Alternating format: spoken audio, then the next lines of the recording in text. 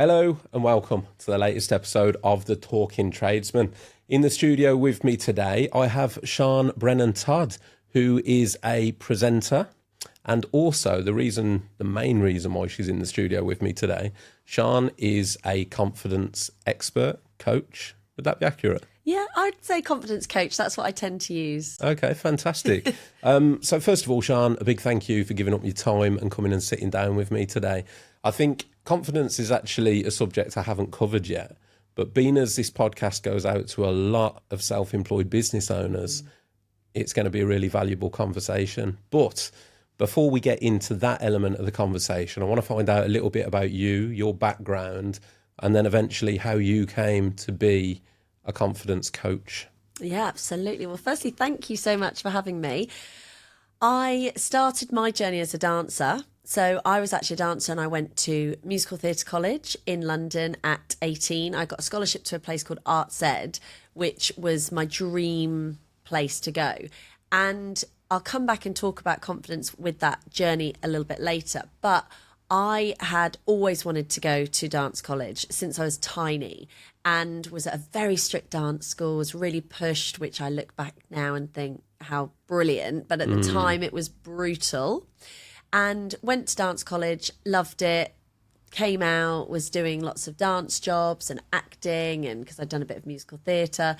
And then I randomly met a cheerleading coach. And I met this cheerleading coach on a job, and she said, "Oh, would you like to come over to America and do some choreography and come over and see what cheerleading's about?" And I was like, "Yeah, that sounds amazing. I'd love to go over."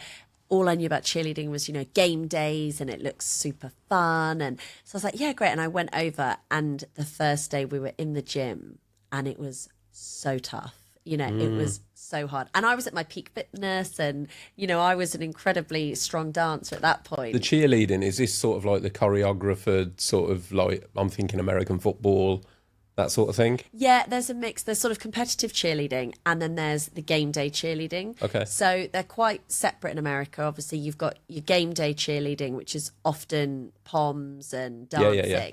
And then the competitive cheerleading, which is what I did, was the more sort of tumbling, stunting competitions. Okay. And it was just amazing. It's $1 billion industry over there. It's Really? absolutely massive. And because you can get college scholarships over there, so there's a reason for parents to kind of, push that as a sport. But anyway, I did that. And then when I came back, I decided, I was like, this is amazing. I just love this cheerleading. I want to set up a club. I want to do this. So I basically was like, right, I'm going to just set up a club. I'm going to do it. A friend of mine worked at a school, and he was like, yeah, come to this school, this would be great. And in a nutshell, what happened was I came back, started teaching, went back to America again, came back, went back, was doing a bit of toing and froing to sort of hone the craft. And then I basically set up a business at sort of age 24, teaching dance and cheerleading and choreography. And we were really lucky.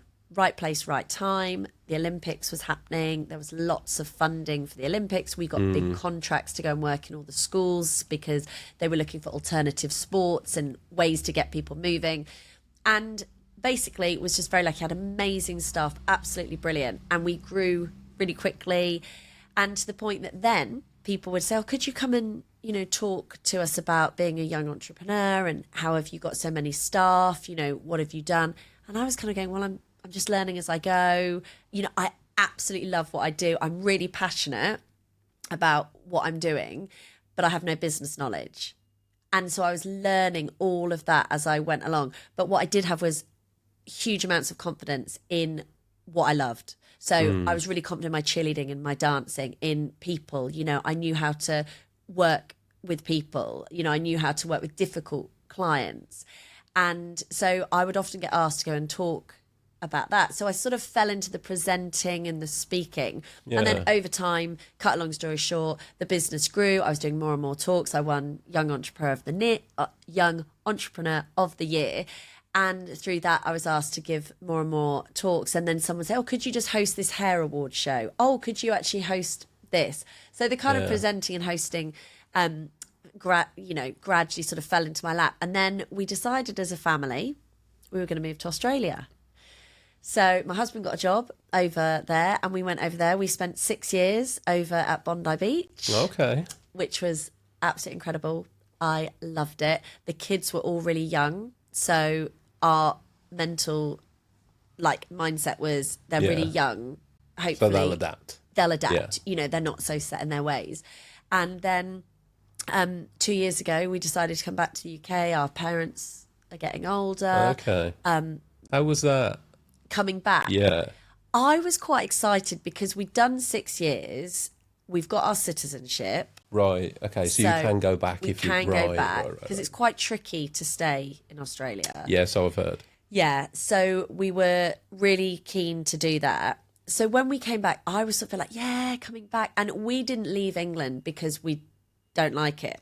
And I think that's a lot of it, is that I met a lot of people in Australia who they left the UK because they weren't happy here. So they left to go there. Whereas we were really happy here, but there was an opportunity. Mm-hmm. So I think when we came back, it wasn't like, oh, we've got to go back. It was like, oh, we're going to go back, see our families more. I must say at the minute, Sian, you must be one of the few people coming back. Everyone else I've spoken to at the moment seems to be planning to go the other way. I know. So yeah, you're one of the few returners. I know. And to be fair, one of the things that I always talk about is actually in Australia, I feel like the trade is so well respected over there. It is incredible. And it's how it should be. Yeah. I really did notice that, you know, when we went over there, which is brilliant. Yeah. Because, you know, I don't always feel that it's like that. Do you know what, Sian? It's one of the major problems in the UK. Obviously, we've spoken off camera about the horrible statistics around mental health in construction. That leads to one of the problems. And for some weird reason, the trades industry in the UK doesn't carry the same level of respect as it does in other countries. The USA, exactly the same. They're regarded much higher. Australia regarded much higher. And we've got it even within construction. Painters and decorators, my trade, are sort of like considered to be low down on the pecking order, with plumbers and electricians at the top. Whereas in other countries, again, painters are very well respected as the finishing trade.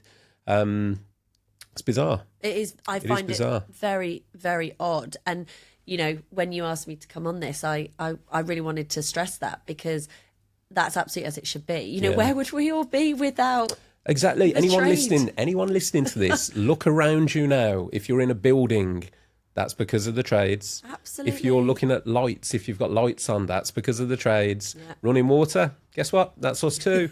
You know, so exactly. I'm not saying that it should be up there and, you know, we should be more respected than brain surgeons, obviously not, but it should be a higher standing than it currently is. And I'm not going to open this can of worms, because it is a can of worms. And I've touched on it many times, but it starts in the education system. Yeah.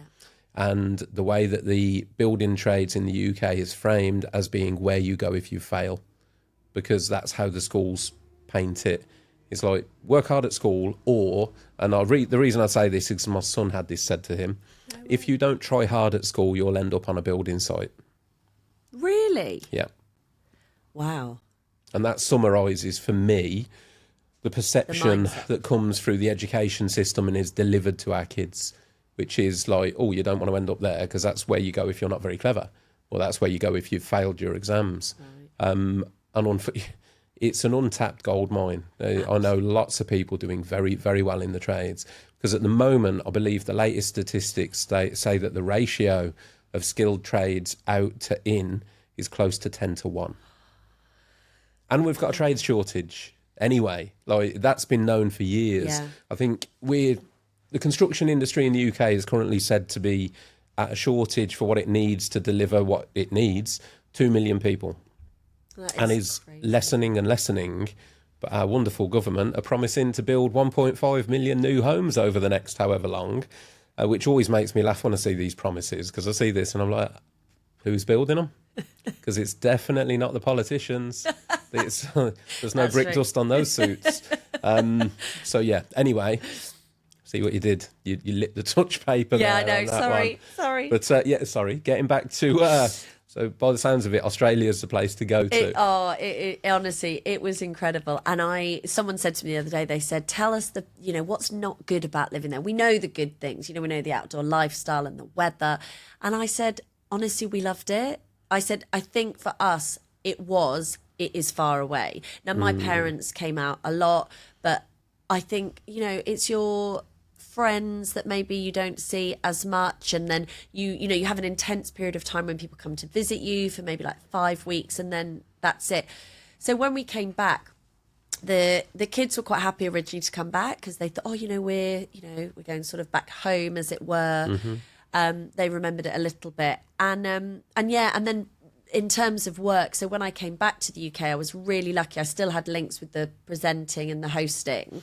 And so I sort of picked those back up. When I was in Australia, I should say as well, I basically set up exactly the same business that I'd done in England over there. And again, I was really fortunate. It was in an area in Bondi where no one else was really doing that. So I was, choreographing, I was presenting, I was teaching, cheerleading and dance. And then when we decided to move back, I sold that business to a fantastic lady who's still running it over there now with her many staff.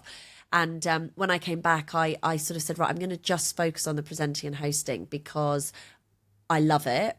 And it's really... You're very good at it. Well, it's worth mentioning at this point, actually. So where I met Sian was actually at my wife Angie's awards ceremony, the Female Boss Awards.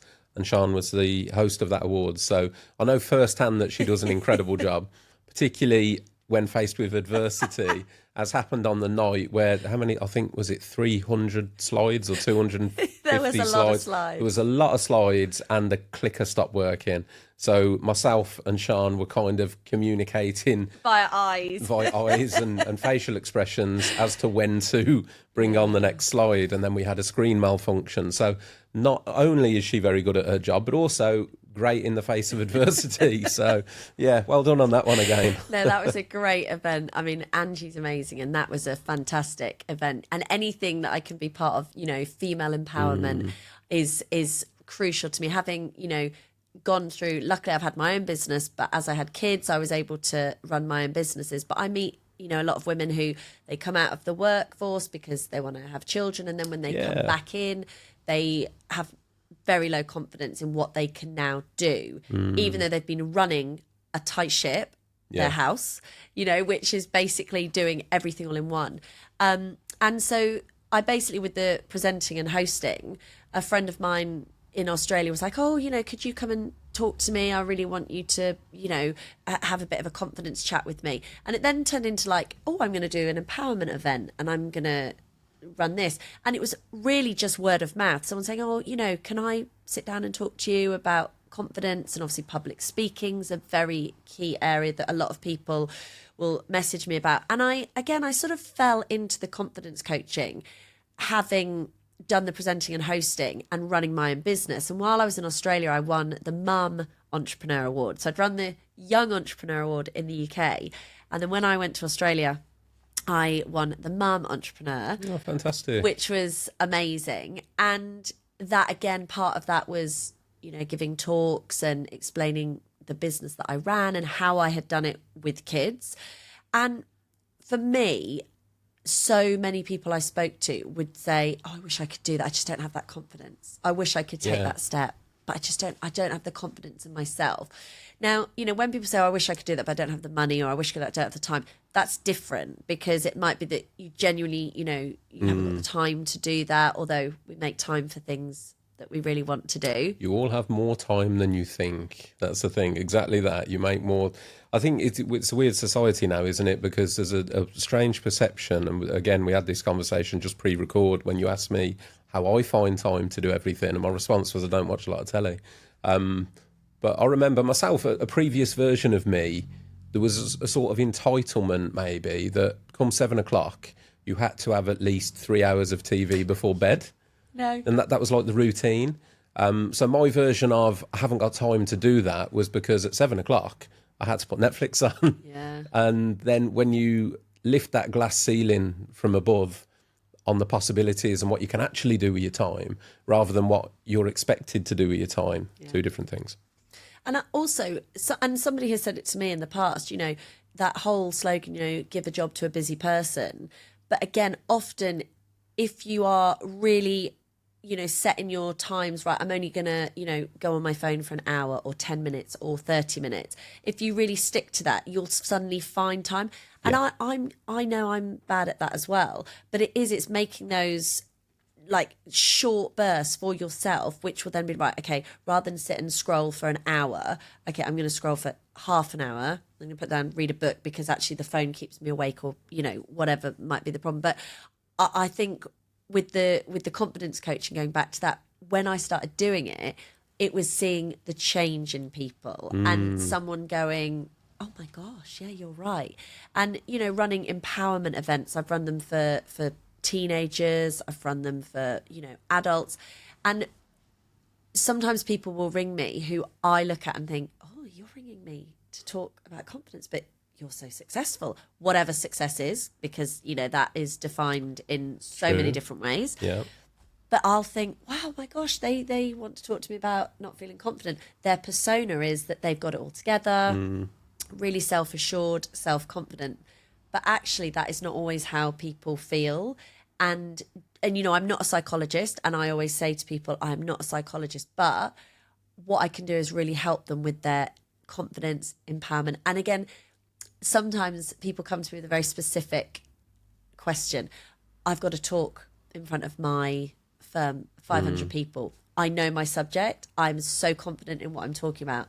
I hate standing up and delivering. Can you help me with that? Let's stop there a moment to say a massive thank you to our headline sponsors, Zinza. Now, Zinza understands the commitment and dedication and long hours it takes to get a job done right. That's why they make the paints and primers that pros trust to do their best work. Plus, if you're looking for support, you can also sign up for pro membership, and you'll have access to Zinza's specification team. They make it easy to pick the right products and will work closely with you on site to deliver a solution that meets the highest standards. It's all part of what makes Zinza the mark of a pro. A big thank you to Zinza for continuing to support the Talking Tradesman podcast and helping us spread mental health awareness throughout construction and beyond. Now let's get back to the episode. So sometimes it will be very specific.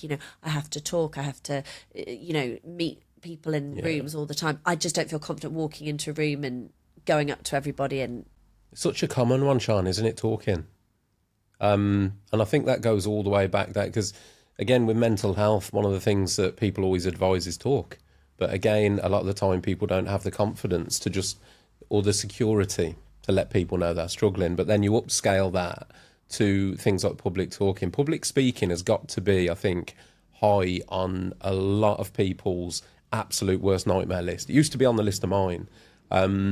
Absolutely, I was that person. I mean, when me and Ange got married, I adamantly said, I'm not doing a speech. No way. And I didn't. I was like, absolutely not. Me now, I'll do it. But then public speaking, and I think for a long time I had told myself that it was my worst fear. Yeah. When I hadn't really put much thought into it. It was just, I'd probably heard it. Public speaking, oh God, no. And now I find myself, in this position, speaking to however many people are listening who are conveniently hidden behind cameras right now. So you can't, it's different when they're in the room. Yeah. But I have done I've done, I think, 5 public talks now, and I'm feeling more comfortable each time. But yeah, previous version of me just would not have done it. And absolutely. It's that stepping out of our comfort zone, which is what I talk to people about all the time.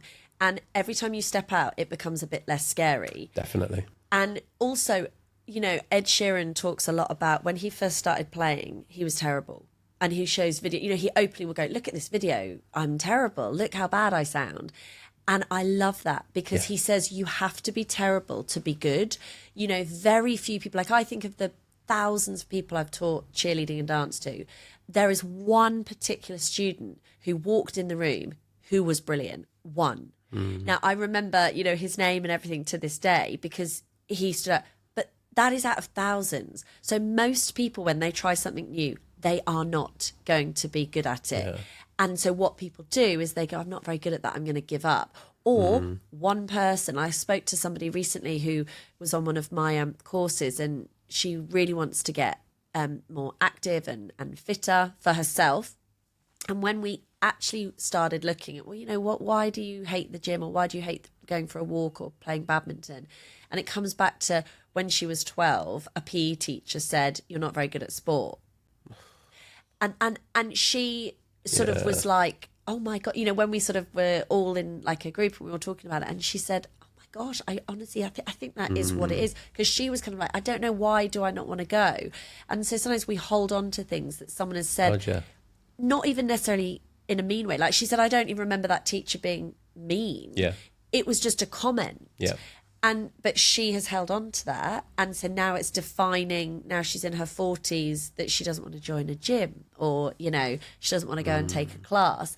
And actually that is where the confidence that you have in yourself will set you apart, because if you have that confidence, those comments will not have the same effect as if you are a 12-year-old who maybe has no confidence. It's about knowing yourself, Sian, isn't it? And I think confidence, I mean, it's a good question, actually. I'm going to ask you this question. What is confidence? Well, I'll tell you what it is. It is built.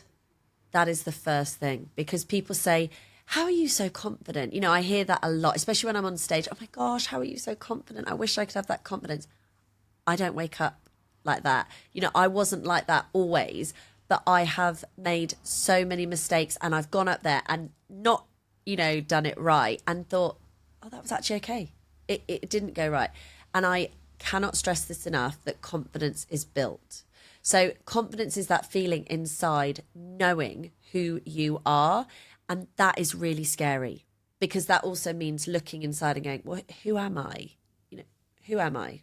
What am I doing? What do I stand for? What are my values? So I think you have to look, first of all, at yourself. Think about who you are, what you stand for, what your values, why do you do what you do?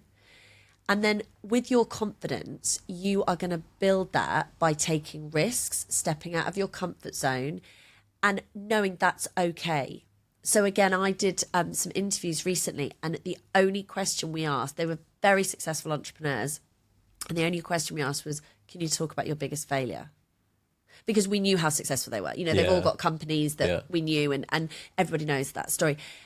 And one of them was like, oh, wow, gosh, no one sort of, that was never the first question in an interview ever. And I said, but we know how successful you are now. Where did you fail? Because then anyone listening is going to go, oh my God, well, they're super successful. And they failed then. Okay, that's great. Let's hear, how did you recover from that? What happened?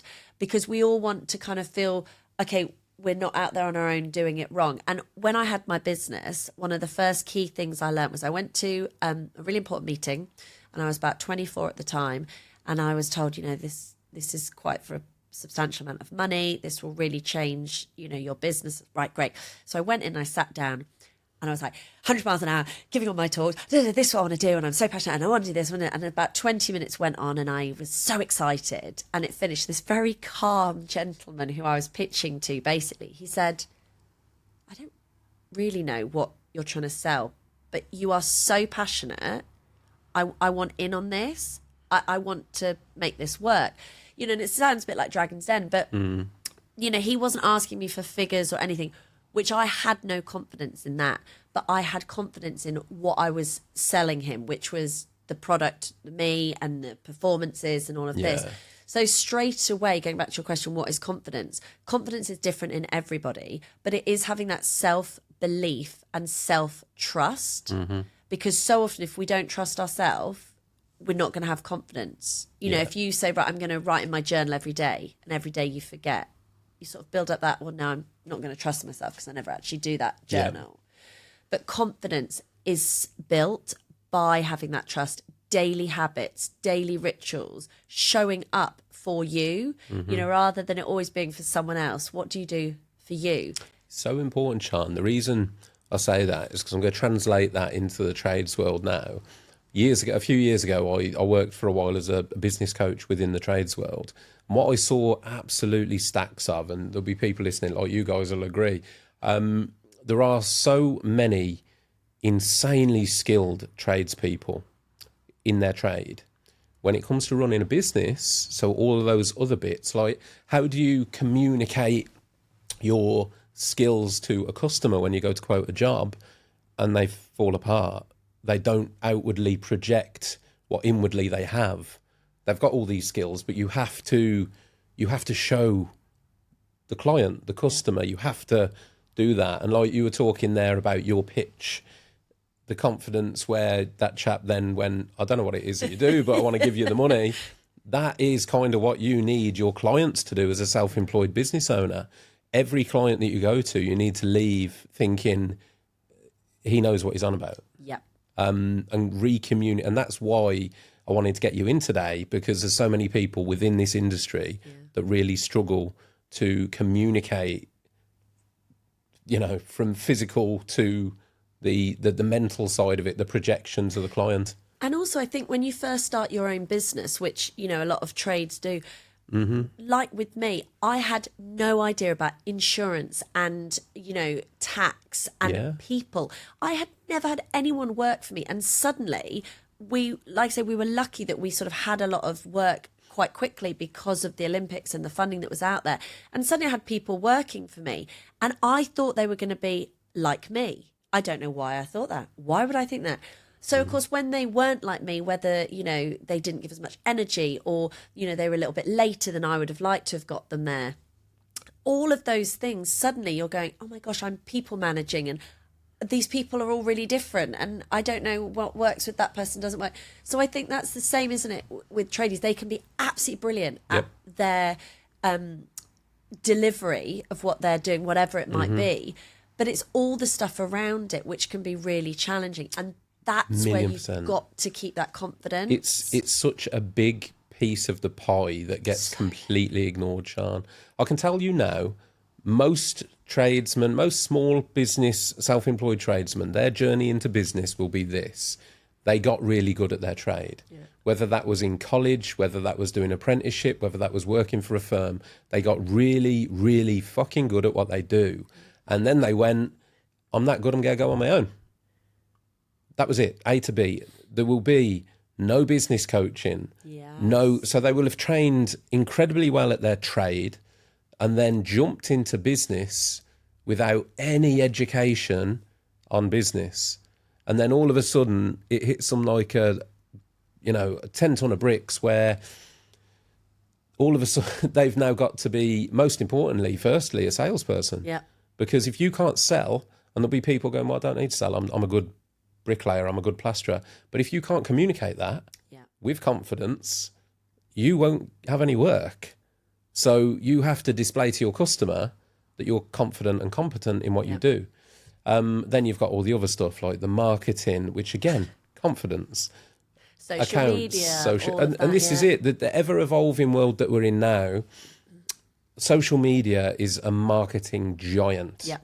And if you can utilise and weaponise that in your business, you know, it can be absolutely game-changing. And daft as it sounds, you could be a very average tradesperson, 100%. but an incredibly confident salesperson, and do far, far better in business than an exceptional tradesperson with very low confidence in sales. 100%. And I can say that because that was me. You know, I was not business savvy at all. But what I had done is I'd worked in a hair salon before. When I was sort of a jobbing dancer, I was very lucky. I'd got into this hair company and they really looked after me. So I'd sort of go away and tour for 6 months. Then I'd come back and I'd go on reception for them and manage the shop. Then I'd go away and I'd come back. And they were businessmen. And so they had taught me how to run a business on the, you know, I mean, this was like a busy hair salon in London. So it really was quite full on. I had picked up a lot of habits about business from the guy who ran it. And so when I set up the business, I knew I had the passion and I knew I was good. Like with the tradies, you know, well, they know that they can do that job really, really well. So I had that, I know I can do this job. I know I can teach. I know I can choreograph. I know I can do all of that. And then I was like, right, now I can pick up that business side from that, you know, what I got taught at the hair salon. I'm going to pick that up and I'm going to take that forward. But I did not have that confidence in that because I knew that wasn't like a skill I was brilliant at. So what I learned really early on is to be really honest And I did mess up at the beginning. There would be, maybe I'd pay someone like 2 days after I said I would, and they'd be, oh, Sian. And at the beginning, a lot of it was friends. Oh, you didn't pay me. Straight away, I am so sorry. I actually completely, whatever it was, I'm really sorry I've been away or I forgot. I'd be totally honest, because I remember at the beginning thinking, right, if I'm really honest with people and if I communicate, they'll be okay with that. So I never lied to anyone. But that was kind of a promise that I made myself, because I'd learned that from working with this business. And that stood me in good stead, because, again, communication breakdown is so often why relationships break down, whether that's relationships of, your client, your partner, your friends. Communication and communication breakdowns happen when someone isn't confident enough to say, I can't catch up, or we don't have the money, we can't do this. So straight away in business, I was like, right, I need to be honest. And that is really tough. That can be really, really hard, because sometimes you're having to say, basically, you haven't had the time to do that, or you haven't had the knowledge to do that. But in the long run, people will completely respect that. And I know that, I hate saying this, but male, female, I know that's something that when I speak to my male clients, they are much less receptive at saying, oh yeah, I can admit that I didn't do that. I find a lot more females be like, yeah, I could do that. Whereas often there's a bit of pushback from some of the male clients. They're like, oh, I don't know if I would want to openly admit that I'd forgotten to pay that, or I'd forgotten to do that job. But actually long-term people will respect that so much more. Even worse in the trades, to be honest, Sian, because you are dealing with a particular demographic of the male population who are more stereotypically alpha male, headstrong kind of characters. And that's the thing, really. Sometimes lack of confidence can come across as overconfidence and actually arrogance. Yeah, which is a dangerous thing. It is. And in schools, I talk a lot about this, that someone who is confident makes other people feel good. Someone who's arrogant makes other people feel uncomfortable. Now, that's obviously not a firm and hard line, but when you look at how people make you feel, when people are really confident, they go, oh, you look amazing, you look great, oh, great job. If someone comes in and looks at the work you've done and they're confident in their own ability, they're normally really happy to go, that looks brilliant. There's no competition. Brilliant, great job. Someone who is arrogant, it is the opposite. Often it's because they're hiding something. They actually feel really insecure. So they then comment, oh, the work's not as good as, they would have done, or, oh, your last job was better. And they make you feel less than, because they're not secure in themselves. They want other people to feel insecure. How can I bring someone else down? Whereas confident people are really happy to say, that's brilliant. Great job. Because they know that they can do what they do. There is no competition. And I think, I came from the dance world, which is so competitive. It is literally, you're in a room, there's 100 girls, they only want 3. Everyone in that room is competition.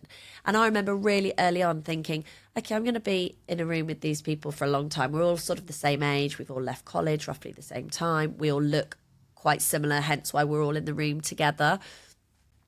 I might as well make friends with these girls because I'm going to be around them all the time. And again, it's that mindset of, okay, they're not competition in as much as I don't need to be in competition. The judges will pick who they want. Me not being nice to this person will have no effect to it at all. And, same in the trade, isn't it? Like the people who are good to work with, they'll help you out. They're the people that you'll get back over and over again. And the people who are a bit prickly, I've been in rooms with auditions and I've heard someone say, oh, she's great, but she's challenging. She's difficult. Do you want to take that on? And so people are losing jobs, not because they're not good at what they do. They're brilliant. Same with you. Not that they're not good at what they do. They're the best painter around, but they're a bit tricky. Their attitude isn't great, so they'll lose that on the job. I've seen it recently, Sian. I was talking to you before. There's this weird sort of thing growing in the construction industry where there's this creator/influencer thing that's emerging. And that is getting a bit like that. There's a little bit catty. Some people are, most people aren't. But I've had feedback from brands that I work with that have avoided working with certain people because of reputations. And that's it.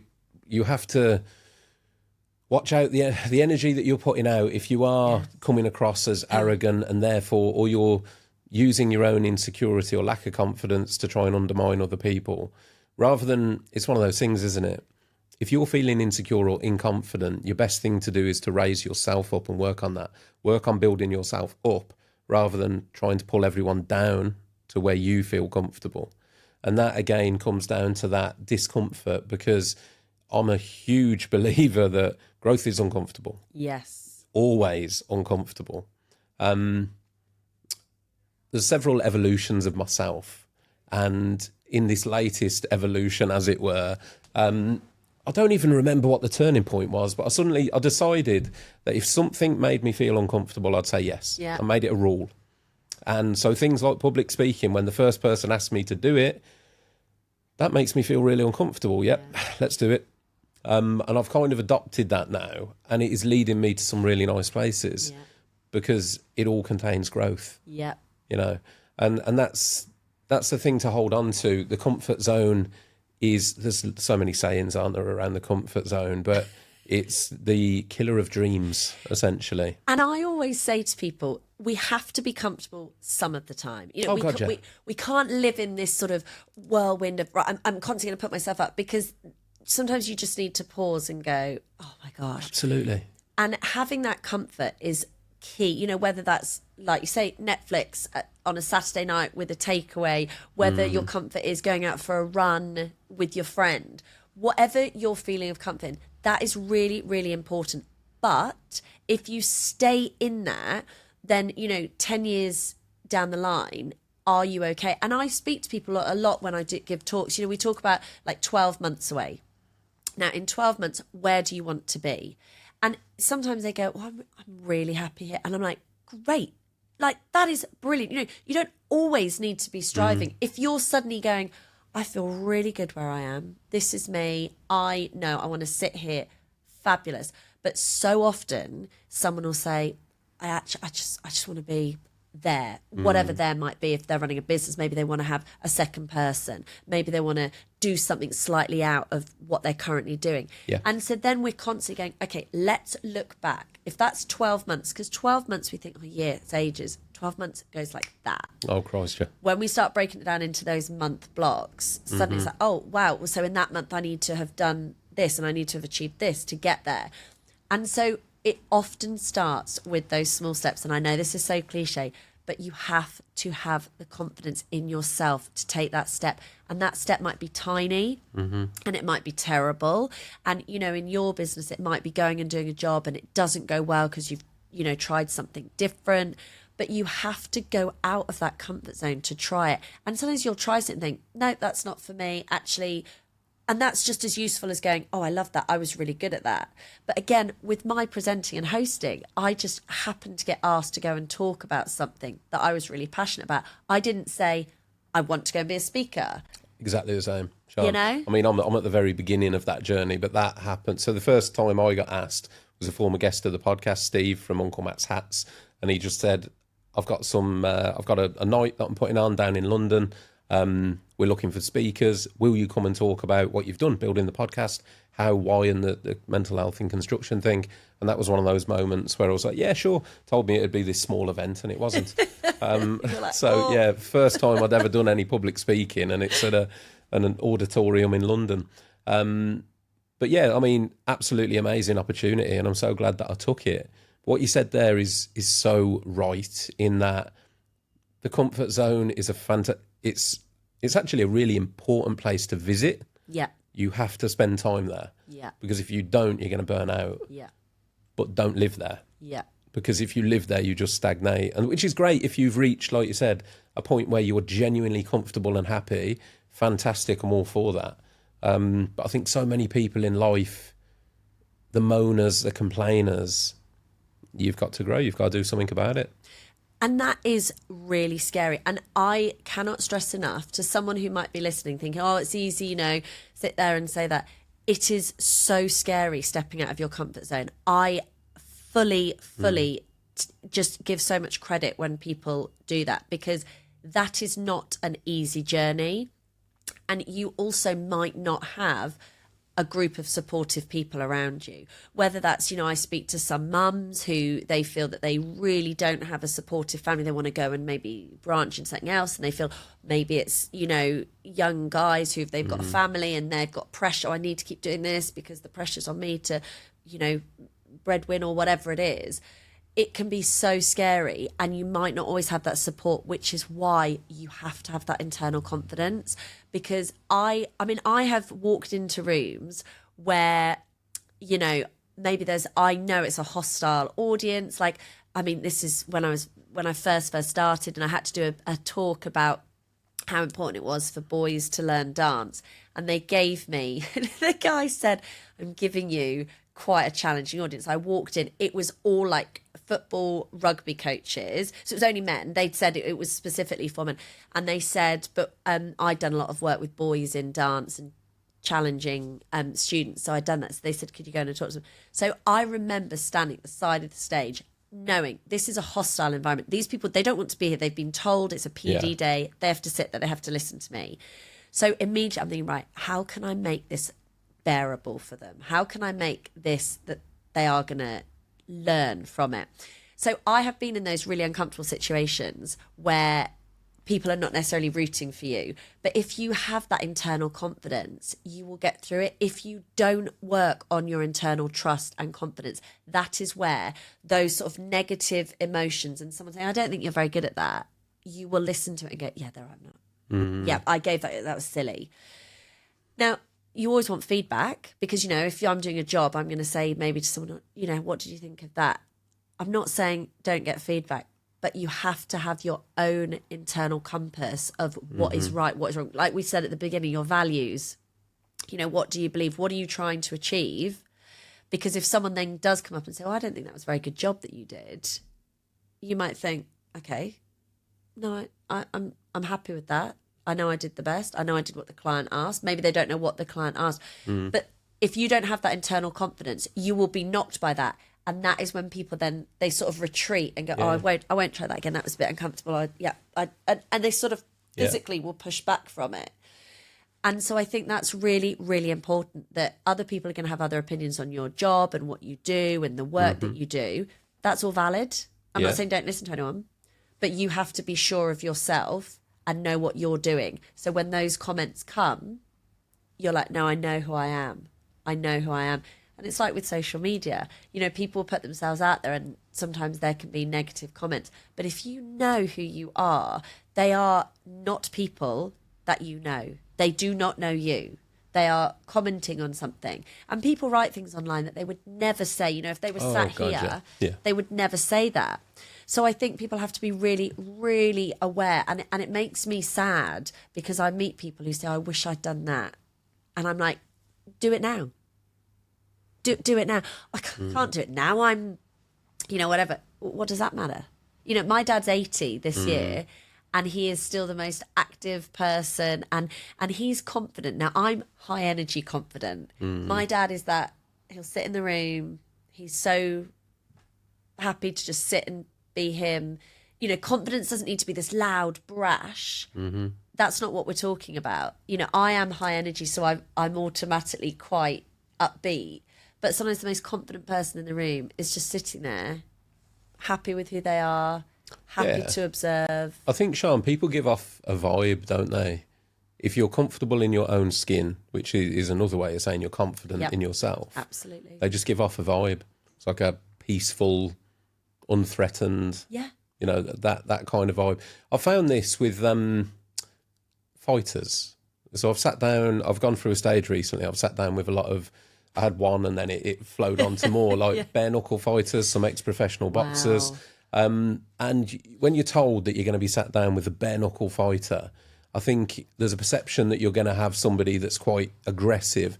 They actually come across, their vibe, as it were, is so peaceful because of their confidence in their abilities as, say, a fighting man, because they've got that confidence and they know that they've got that skill set. Yeah.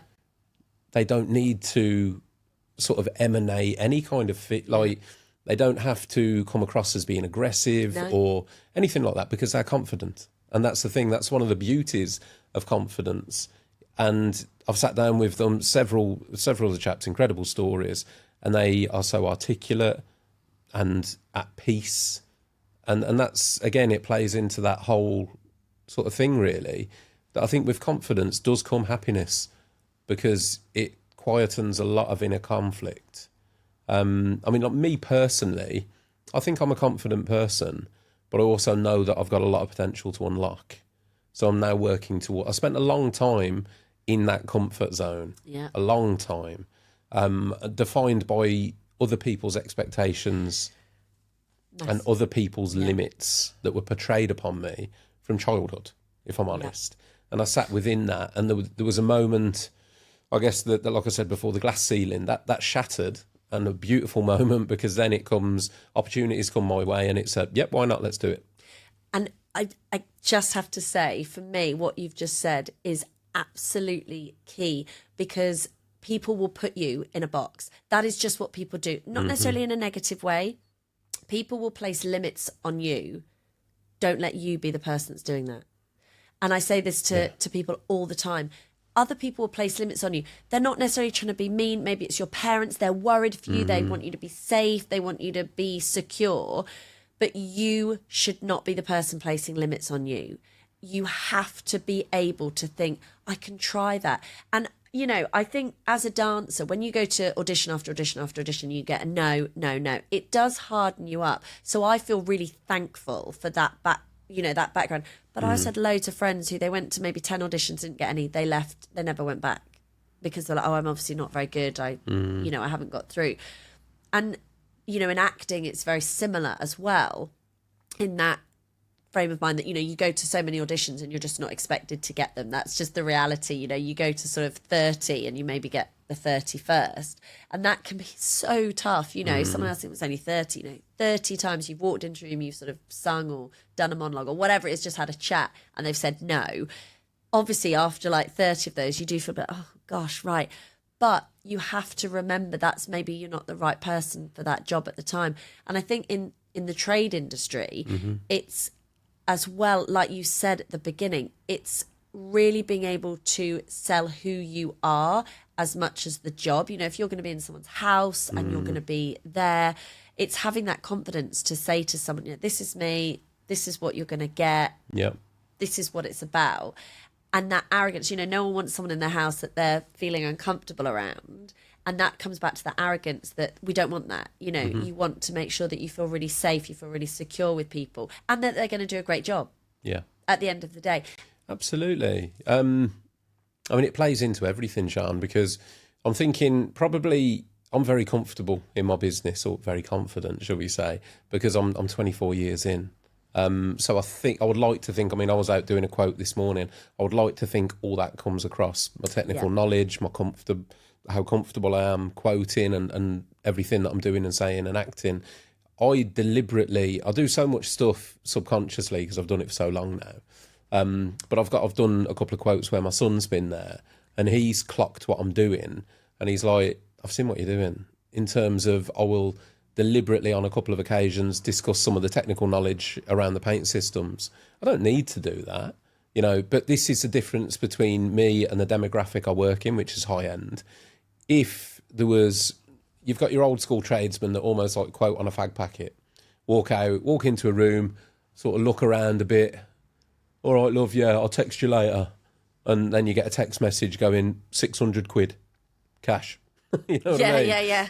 And nothing else. So, you know, in contrast to that, my process, I will go in, I will explain what we do, how we do it. I will explain how we protect the house initially. Then I'll talk through the paint systems we use. I'll discuss the requirements. What's this room needed for? What level of, you know, application and system do you need? This is how long it's going to take. This is how we're going to do it. This is the equipment we use. And I'll deliver all that information, not to bore the customer, but what I'm doing is I'm putting across, I know what I'm doing here. Yes. And then the same thing when it comes to the quote will be itemised, it will be broken down, they'll know exactly what they're getting. And that delivers the confidence to the customer. Yeah. And that's the thing, when I was business coaching, I would have people ask me, mate, how are you working in those multi-million-pound houses? Because of that. Yeah. Because of the way that I deliver information in a confident and professional manner, And it's not just that, it's everything from point of contact. Yeah. It's having a professional logo. It's the things you do that deliver confidence without you even having to speak. Yes. So the image of the business, all this stuff, you're being judged by a client from the minute they reach out to you. Yeah. Whether they know you're judging you or not, they are. Like, even subconsciously, they will judge your professionalism from the way that information is presented. And there are so many ways to present information: body language, verbally, and now social media. Yeah. And a lot of the time, by the time you actually meet somebody face to face, the client has probably already maybe 50% made their mind up whether they're using you or somebody else. Yeah. Then you have to confirm it. Yeah. And this is what I used to try and get across in my coaching calls. It's like, well, would you give you the work in a multi-million-pound house? Yeah. Are you turning up looking the way you need to look? Do you have professional logos, sign-written vans?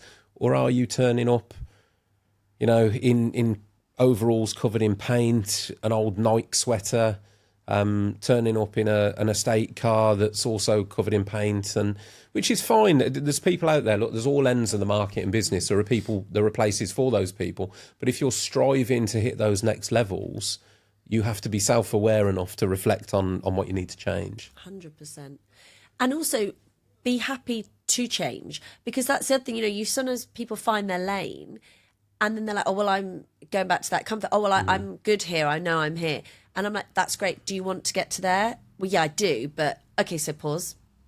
Okay, so you just said you do want to get there. So let's look at that. And it's that navigation. I started off as a professional dancer. I'm now a full-time, presenter and host and confidence coach. That's been a journey like this. I haven't sort of gone, right, this is what I'm going to do. And I think that is a key thing when you have a business. Like when I first had my business at 24, it was massively changing. Part of that was, right, this is where the money is. This is how I can, sell myself better. Part of it was, oh, I really enjoy that bit of what I do.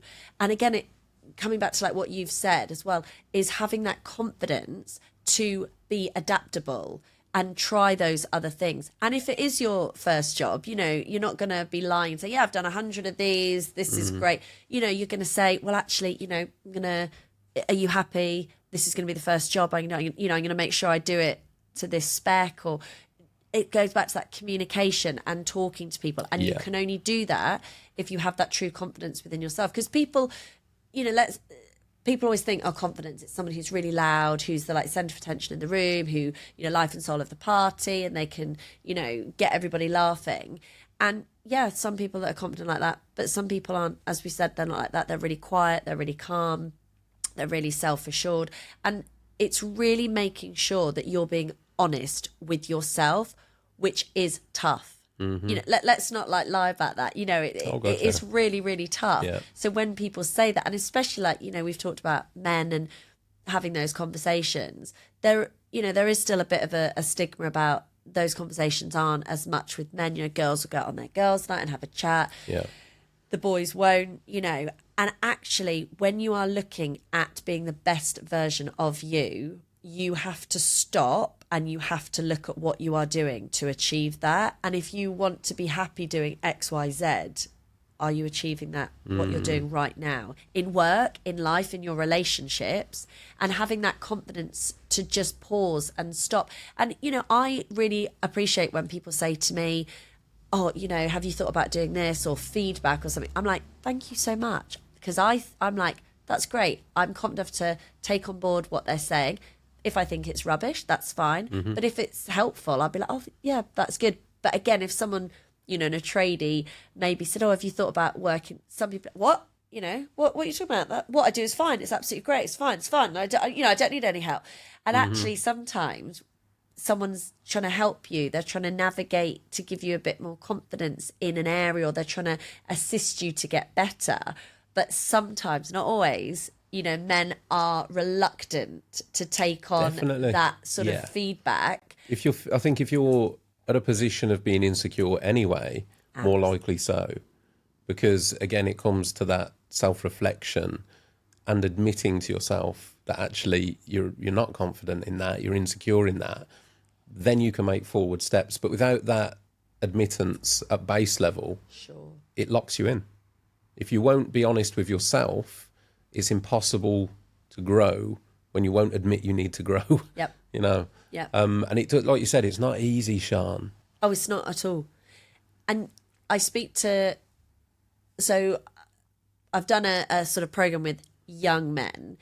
And one of the key things that comes up a lot is, well, I'm sort of in a group and we all do this. Yeah. And if I break away, they'll kind of be like, oh, you know, who does he think he is? Yeah. You know, and I'm like, I appreciate that. And, you know, they might be friends from school and, you know, they love these friends. So there's no negative connotations with these friends. They're great, but they're not necessarily doing what they want to be doing now. And I say, that's really hard. I appreciate that. Is tough. That is so tough. Stepping out of that group, because you might get negative and you might get people sort of saying, well, who does he think he is? But if that is where you need to be, you have to trust yourself. They will follow and they will. And if they don't, then... Sometimes they do, sometimes they don't. Exactly. It's a really good point you make there, actually. And to anyone listening, it's really poignant to look at your circle. I can say this from experience. I've got, and this isn't knocking them at all, I've got a great group of friends who I grew up with, and I think that's the most dangerous circle, because the longer that childhood, we've been mates for 30 years, right, that's dangerous. It can be amazing, it can be beautiful, but for growth, it can be dangerous. I grew up, same thing, small town, same group of lads I was at school with. They've been friends of mine and still are now for a frightening amount of years, actually. Like 20, oh Christ, give away my age. Like 25 years. Perfect example when I said about doing this. I'm going to set a podcast up, lads. Oh, what? You? You know, I don't think I can hand on heart say not one of them out of 20 odd went, mate, that's a great idea. Yeah. Good luck. Yeah. It was more banter, piss taking, and that. But there wasn't encouragement. Let's put it that way. I think I'm accurate in saying that. Now there is. Yeah. You know, it's like, oh mate, I've seen you smashing it with that. It's going really well done.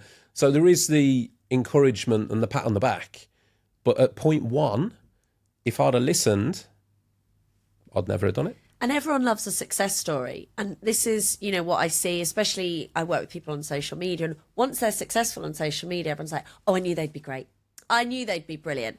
Well, actually, at the beginning, when they asked you to maybe share their product, you wouldn't do that. You ignored their message. So for me, having a really good group of people around you is really key. But having that inner belief that if that group around you think what you're doing, a podcast, setting up your own business isn't great, you need to be able to go, it's okay, I can do this alone. And I speak to, like I said, I mean, I've done a workshop recently with sort of, I'd say they're like 19, 20, 21-year-old. And a few of them said, this is going to be difficult for me because I am breaking the mold of the group of people I'm with. And I said, yeah, growth is really difficult. That's the reality. I'm telling you, this is what I can do. I'm not trying to minimize it, but you are making that choice. But at 26, do you want to look back and go, oh gosh, I wish I'd done that at 21? Or are you happy at 26? You'll go, yeah, I'm okay where I still am. Because, you know, somebody else might go off and do something super fantastic. And then you'll be kind of envious. Oh, I wish I'd done that. I wish I'd done that. So, you know, I said at the very, very beginning when I worked sometimes with females and, you know, they'll say, I really want to go into this and my partner isn't supportive at all. And I do hear that a lot. And I'm like, that's really tough. And I feel really bad for you, but it is your life and it is you that will need to take those steps.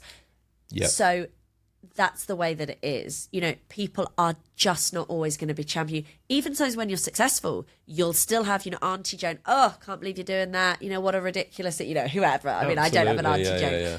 But you'll still have people that will put you down because they will be very envious that you are doing something that maybe they didn't think you could achieve. So whereas like if I see my friends doing well, I'm always like, that was amazing. Oh my gosh, I'm so proud. Even if it's someone who maybe does the same line of work and I'm thinking, oh, I'd love to do that.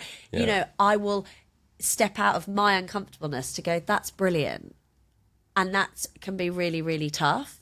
But again, I think you need to be accepting of, if you are choosing to stay in that group and that pool of people and you are not stepping out, you will have the same results.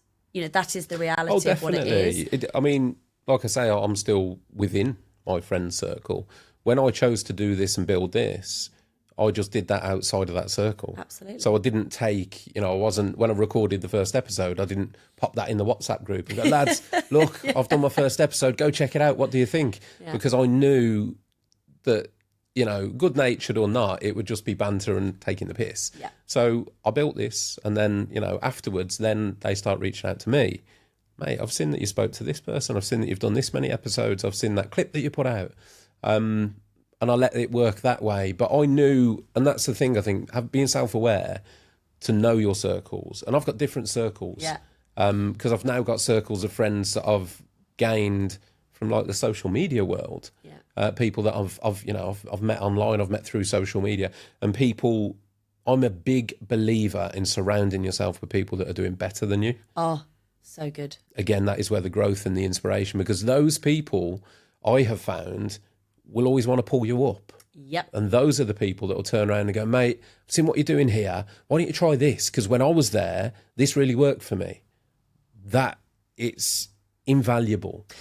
And I would say if there's anyone, watching this who is thinking, oh, do I take a step out of whatever I'm doing or take a big leap? When I first came back to the UK and I was like, right, I'm going to really do the presenting and hosting full time, I reached out to people who were so successful in what they'd run a business, just a variety, maybe successful in media, they had a successful company. I was reaching out to people who were, I guess way higher than where I needed to. And I couldn't believe how helpful people were. Yeah. People were coming back to me going, oh, right, yeah, of course, I'm really happy to do an interview with you. Or, yeah, I'd be really happy to sit down and have a chat and tell you. And, I met one of my friends who's a casting director, and she was pretty brutal. She was, because I was saying, oh, tell me about this and what do you think about this avenue? And, some of that was brutal, but it was really, really helpful. And people will help you. And if there's someone listening now who's thinking, well, I'd quite like to go out on my own, or I'd like to take on more staff, or I'd like to learn this, reach out to people, because more often than not, they'll go, yeah, really happy to help you. And 1,000,000%. Yeah. And that's how you learn. That's how you learn from speaking to and people like that. You end up, like myself, I've reached out to people on the social media world who are now my friends. Yeah. Because I value their feedback, I value their time. And I've had several people that have reached out to me about podcasts. Since getting as far along as I've got, I've had quite a few people that have messaged me and gone, oh, mate, if you could spare a minute.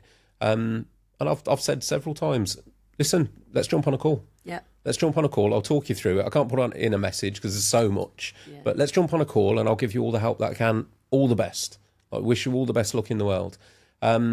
And you'll generally find that people doing well are happy to help. And don't be afraid, because, again, that requires confidence, because you're worried that you're going to reach out to them and they're going to go, who are you? No. That's basically what people normally say to me. But I'm scared. What if they say, no, I don't know you? And I said, then they say no. That is literally all they can say. So when I was reaching out to people, I was there thinking, oh my gosh. And, it is a bit uncomfortable. I mean, I messaged someone when I first got here who I really wanted to work in some of his events. And I messaged him about 3 different emails and I never got a reply. And then I saw him at an event and I went over, and that required confidence to go over because I knew he'd got them. And I sort of went over, I said, oh, hi, I'm Sian. I've dropped you an email. I hope you're well. And he said to me, oh, yeah, I did see that email. Oh, yeah, great to see you. And I was hosting an event that he was at. Anyway, I finished hosting the event, and that night I sent him another email, just say, lovely chat. I mean, I really wanted to write, I know you've ignored my first... Anyway, I didn't do that. I was not petty. And I sent an email saying, lovely to meet you today. As I said, I'd love to work your event. He booked me for one of his events after that. There we go. Now, okay, he probably wouldn't have booked me had he not met me, because he obviously wanted to see who I was and what I could do. But had I not had the confidence to go over... And that did require confidence, because inside I'm there thinking, I know this guy's had 3 emails from me and I know he's ignored me. That did require confidence to sort of go over and, be, hi, how are you? And in my line of work, you do have to be, upbeat and, obviously all tradies don't need to walk in and do a song and dance or anything. But in my line of work, I did need to go, hello, how are you? And be courteous. But like say he booked me for a job from that evening, and had I not gone over and sort of said, hi, how are you? Let's have a chat. I don't think that would have happened. So again, don't be put off by the first port of call if you do reach out to someone and they ignore you. Maybe they're really busy. Maybe they actually think they've got nothing to offer you.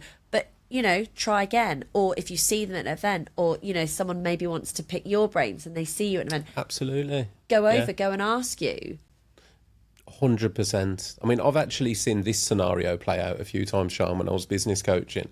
People would go, because sometimes, like me, myself, my largest domestic job actually came through Facebook. I had an unknown request, to go and do a quote. Didn't have any details on the house. And when I turned up to do the quote, it was a £6 million property, top to bottom. There was a cottage within the grounds. We ended up doing the interior, the exterior, the guest house, the lot. And it still is actually my biggest domestic job to date. But I didn't know I was turning up to that. So when I turned up, obviously I was never going to turn around and go off the drive. I mean, I was excited, loved it. But when I was doing my business coaching, came across several people that would actually, they were striving to do better work, bigger jobs. Yeah. And a few times it would come their way through, they'd turn up to a house and they'd be like, oh, mate, went to quote this house today. No idea. It turned out it was a mansion, blah, blah, blah. I'm not going to put a quote in. I'm just not going to send the quote. Why not? Because they were too scared to do it in case they got the job. Wow. In case they got the job. Because although it was where they wanted to be, when it came down to the reality and being in the situation, and I had this conversation so many times where people had sent me like a picture or a video of a room. Mate, have you seen this? The room's massive. I don't really know what to do here. Like I might leave it. And I'd be like, look, okay, their lounge is huge. That's about 4 normal lounges. Yeah. So what would you charge for 4 normal lounges? Yeah. That's where you're at. And it was just a case of trying to reframe a job, as big as it might be, to pulling it down to, okay, it's one big job or it's 30 little ones. Would you be happy doing a job of that size? Yeah, of course, do it all the time. Yeah. But it was quite sad to see a few people would just back out. Yeah. They'd almost, I want to be over here, and they'd get a foot in the door and go, oh, I'm not comfortable. Yes. Pull the foot back out the door and run away, And I would say in my line of work when I do interviews, I've had that where I've had, a list of people, and then I'm like, oh, so sorry, who is this? Because maybe you don't know their name, but then they'll say, oh, they own such and such brand, or they are such, and you go, oh, wow.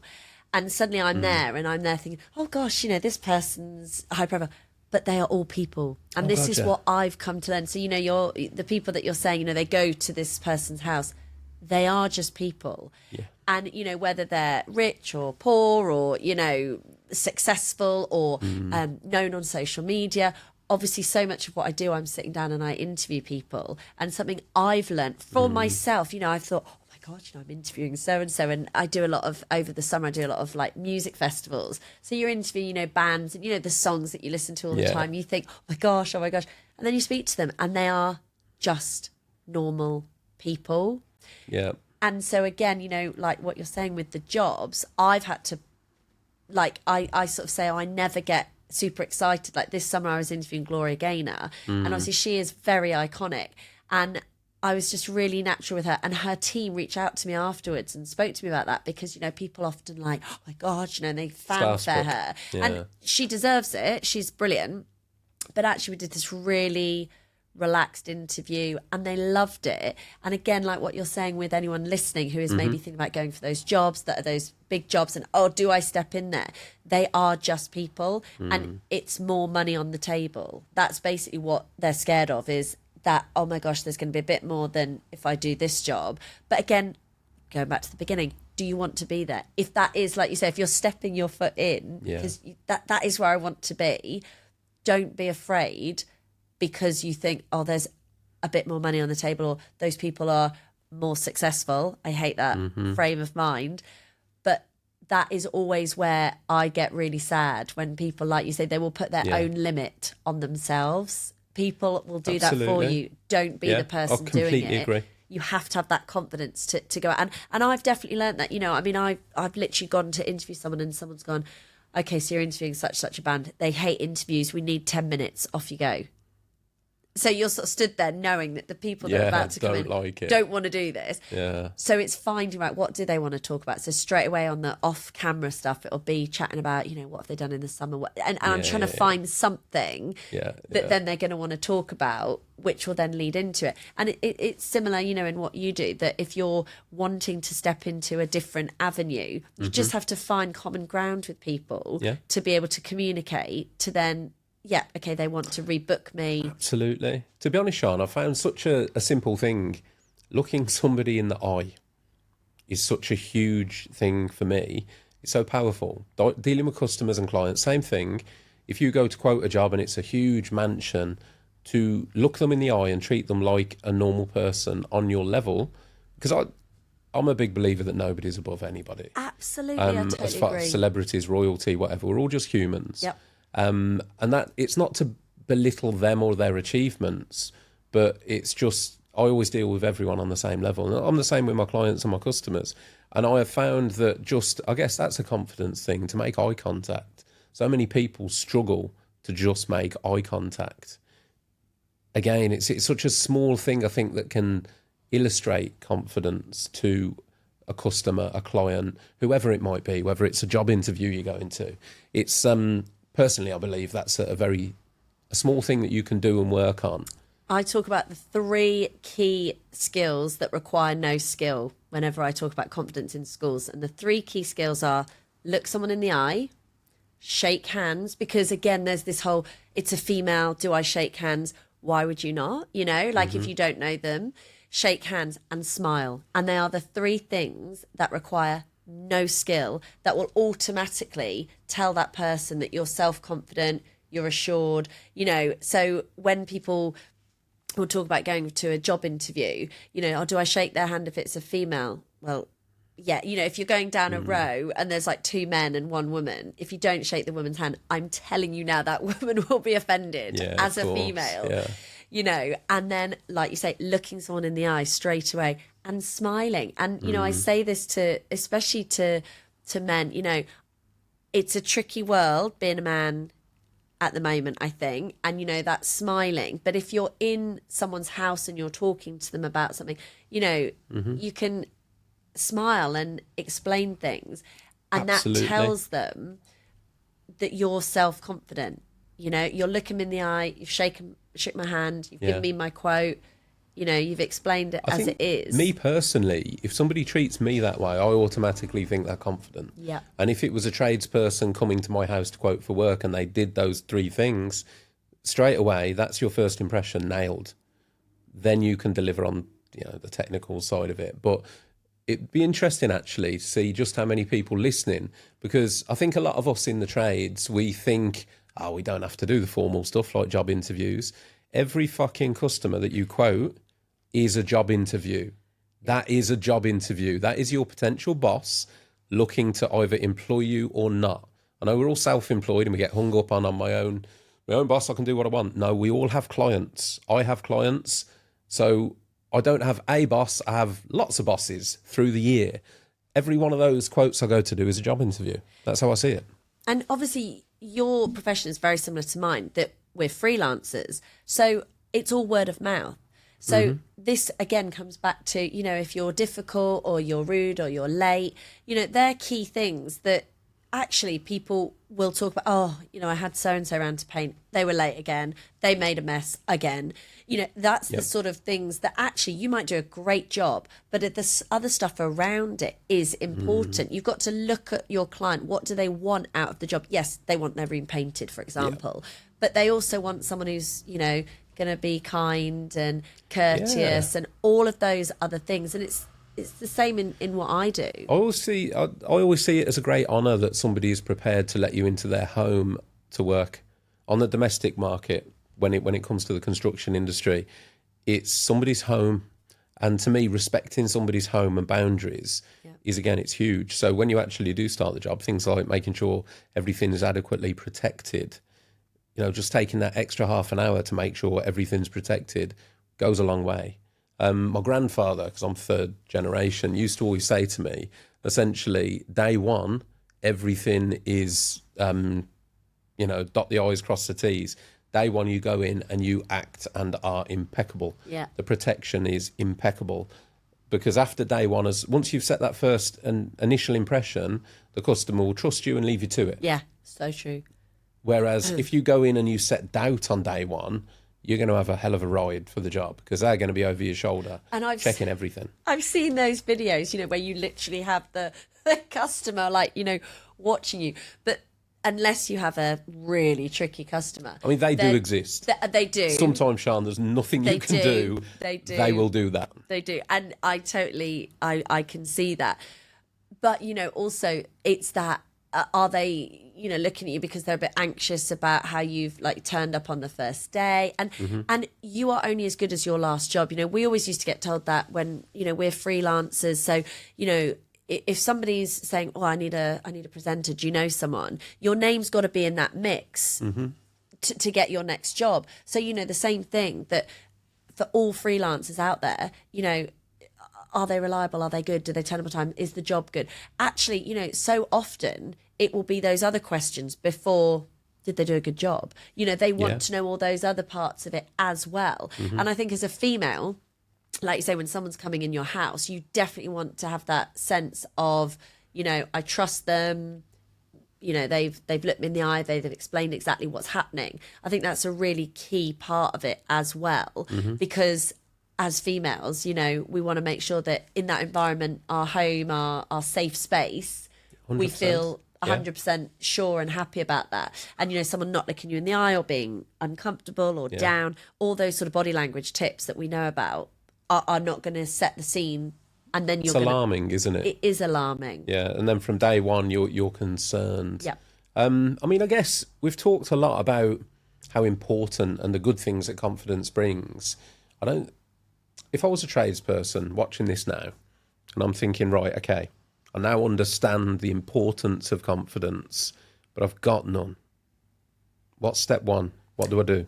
So this is the exciting bit, because this is where you can make the changes. So there are loads of different ways that you can build your own confidence, and not every way works for everyone. So I always say that at the beginning, that I give a handful of tips and then some people go, oh, I did that one and that was brilliant for me. So you've got to start making promises to yourself that you're going to keep, because that's how you're going to build up that trust and that confidence in you. If you're saying to yourself, I'm going to go for a run 5 o'clock every morning because I really want to get in shape, and then Monday comes, you snooze. Tuesday comes, oh, I'll do it tomorrow. Wednesday, oh, I'm midweek, I'll start next Monday. You are already telling yourself, I'm going to just keep breaking promises. You're not building up any trust. So the number one thing is find something that you're going to commit to yourself and do it. It might be go for a run. It might be get home and, I don't know, cook tea every night. It can be whatever you want it to be. It doesn't need to be a set thing to do with work, but you're going to commit yourself to something, and then you are going to continuously do it. Now, I did this recently with someone, and they decided they were going to journal. And they were going to journal every morning when they woke up. So we're going to wake up 10 minutes, only 10 minutes, 10 minutes before they know they needed to sort of be up and, doing the running around. 10 minutes, and they were going to journal every single day. That worked brilliantly for them. I've had some people who journaling's not for them. Another thing is thinking about being grateful for something first thing in the morning. So you're making a promise to yourself, whatever that's going to be, your run, you're going to commit to doing a podcast every week, whatever it is, you're going to commit to something every single day, every single week, whatever it is. You are showing yourself that you can trust yourself. You are building that trust within yourself. So when you look back, you go, do you know what? I said I was going to go for a run. I'm on day 20. I've done 20 days. Brilliant. Yeah, I've committed to that. You are showing yourself you can keep those promises. The second thing is about being grateful. Now, the first time I ever went to a gratitude class, I literally thought, oh my gosh, gratitude. I was like, you're kidding me. And a friend of mine was really about sort of holistic health. And she said, you got to come to this gratitude class. And I was like, oh, geez. I mean, honestly, I literally thought this is just pointless. And we went, and we had this unbelievable guy who basically was talking about, he'd been a surfer in Australia and had just got severely depressed. Nothing had happened, so he couldn't understand why he had suddenly become depressed, but he just didn't want to go out, didn't want to do anything. Anyway, he started this gratitude journal once a day just by sort of doodling, and then he sort of got into it, and he'd realised what a massive achievement each day had been. And so I started thinking about this and started implementing this with my clients, is writing down something every day that you're grateful for. And the reason I say write it and not just think it is because when we put pen to paper, that changes what we're looking at it, we're physically writing it down. And you just keep that. Now, it might be, I got a lion. That's what you're grateful for. It might be, I had a great night's sleep. It might be, my grandparents are healthy because they've been poorly. It might be, my kid went to school without crying. It could be anything. It could be tiny. It didn't rain last night, and I'm grateful that, the rain isn't around for me to go to work. But it's writing one thing that you're grateful for, because immediately that sets us up for that mindset of, okay, let's look at what's positive. Let's look at what's happening.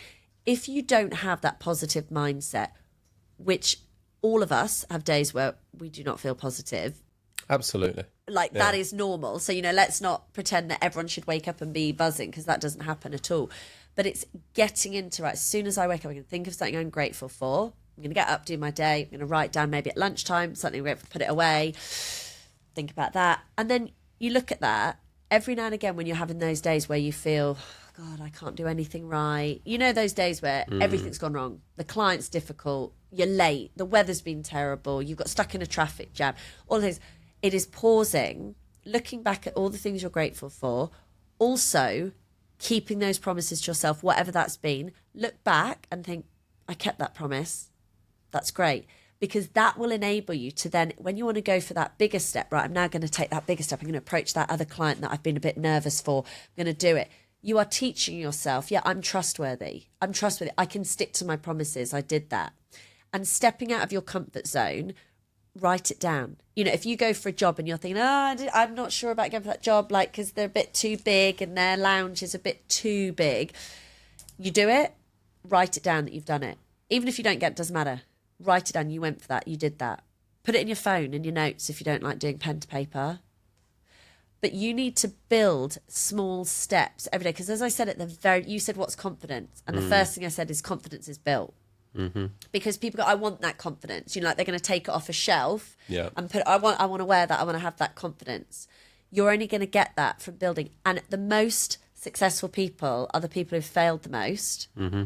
And that's how they're doing it. So if there's someone watching now thinking, well, how do I become more confident? Because I'm quite good at what I do, but I'm not very good at the confidence. Go out there more and more and more. Shake more people's hand until shaking someone's hand feels really at ease and you feel really confident with that.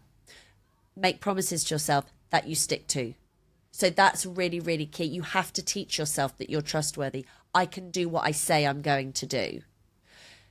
Think about the things you're to be grateful for, because on those days where it all goes bad, you need to look back and go, no, but that was really good. That was really good. Because what we do a lot of the time is we go for things and then they don't go well. And we go, that was a failure. I knew it'd be a failure. And then someone in your circle goes, I told you weren't going to do well. I told you should have listened. I told you that was never going to work. And so this all sort of spirals and builds. And that's when you go, I shouldn't have done it. I can't do that. I can't do that. I can't do that. And we all have those days. I mean, I had one of those days a couple of weeks ago, one of those days where literally everything spiraled. And I literally was like, this is ridiculous. I can't do this. And then I just stopped and I was like, what do I say to the people I talk to? I say, go back, have a look at the things that have gone well. What have I trusted myself with that I've done? What have I achieved? And that is building your confidence every day. I'm telling you now, if you carry on doing what you do right now today and you don't feel confident as it is and nothing changes, you are not going to feel any more confident tomorrow. You are not going to wake up on Wednesday and go, I'm confident. You're not going to wake up on Thursday, I've got the confidence. It has to be something that you are doing to the point that then it does become second nature. So, before I go into a room now, if I'm going into a room with very, big celebrities or whatever, I now don't feel like I need to put my confidence on. I naturally will feel that. But that has come from years and years of developing that strategy of I do feel, like you said, you've been doing the trade for 20 odd years. Yeah. Well, who you were at 19 is completely different now. Sian, in everything that I've done that has been different to begin with, there is no confidence. Like you said, it's built.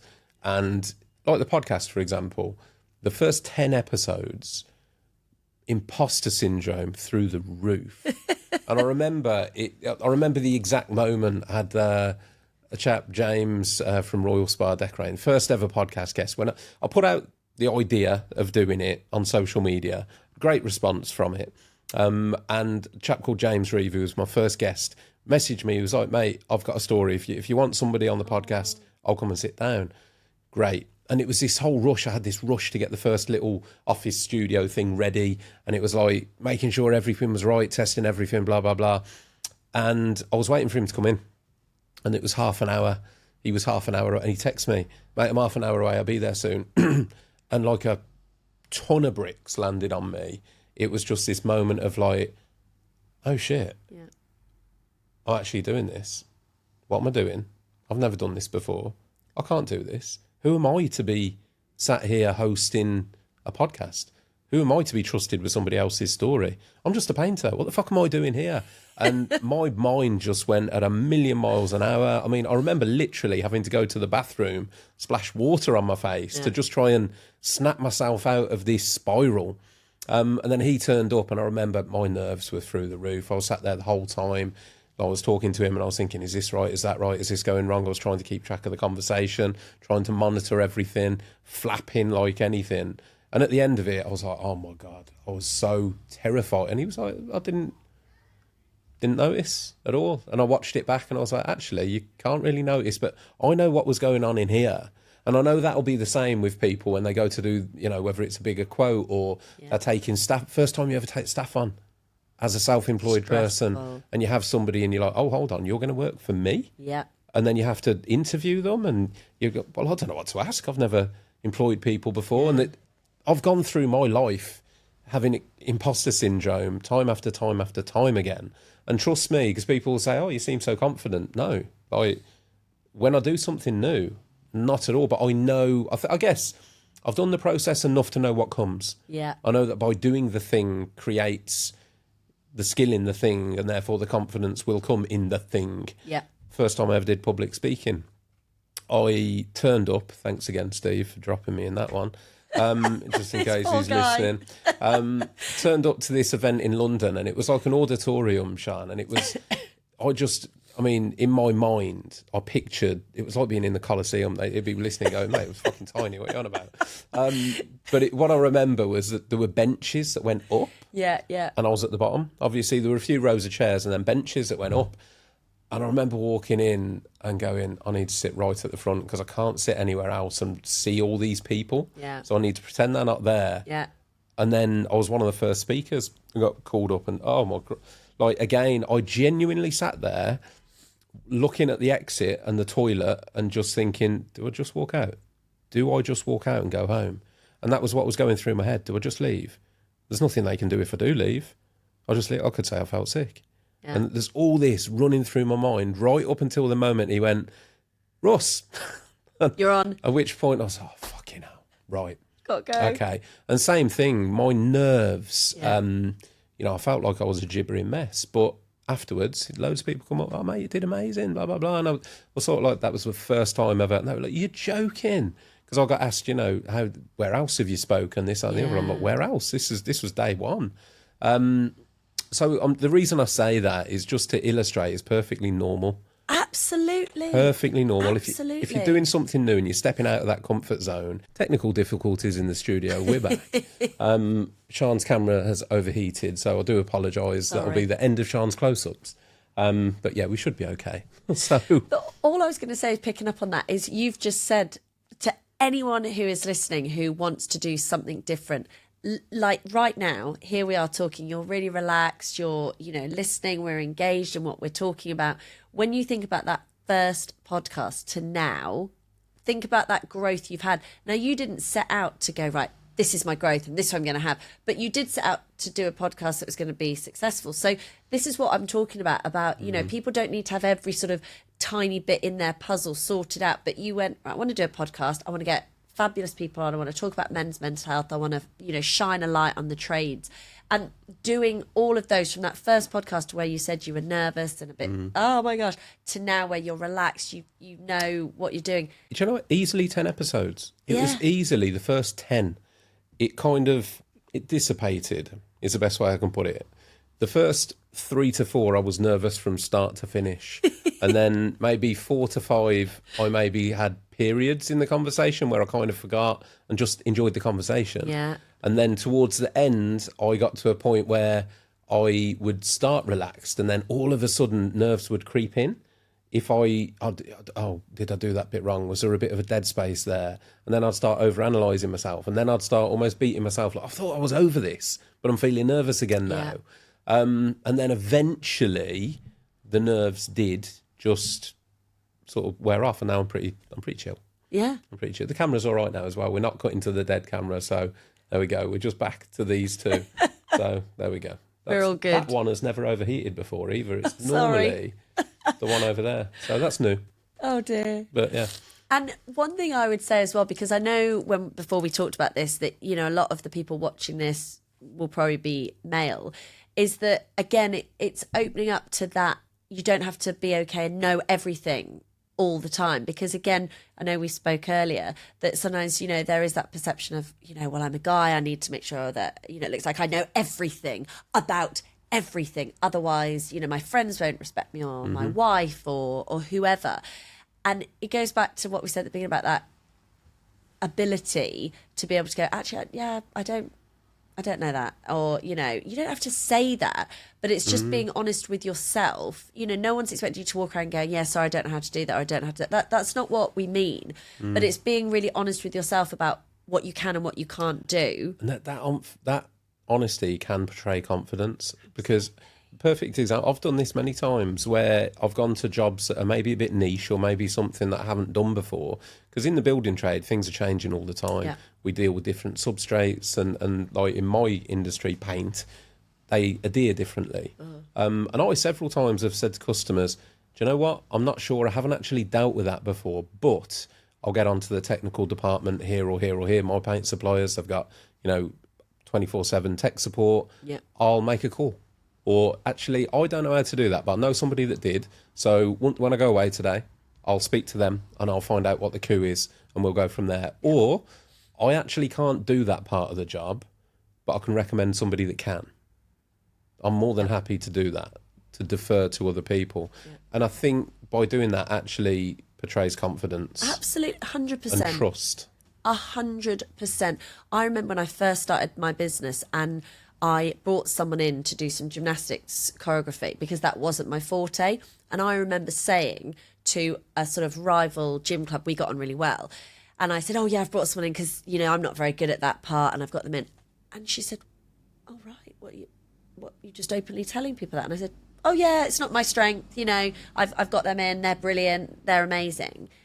Yeah, but are you going to be telling other? And she couldn't believe that I was openly saying that. And I said, but I'm not good at that. And it was a guy, and I said, and he's really good at that. So he was much stronger than me. You know, I was 24 as a dancer. I was strong, but not strong to lift other people. And, you know, he was sort of a bit older and could do the lifting part of it.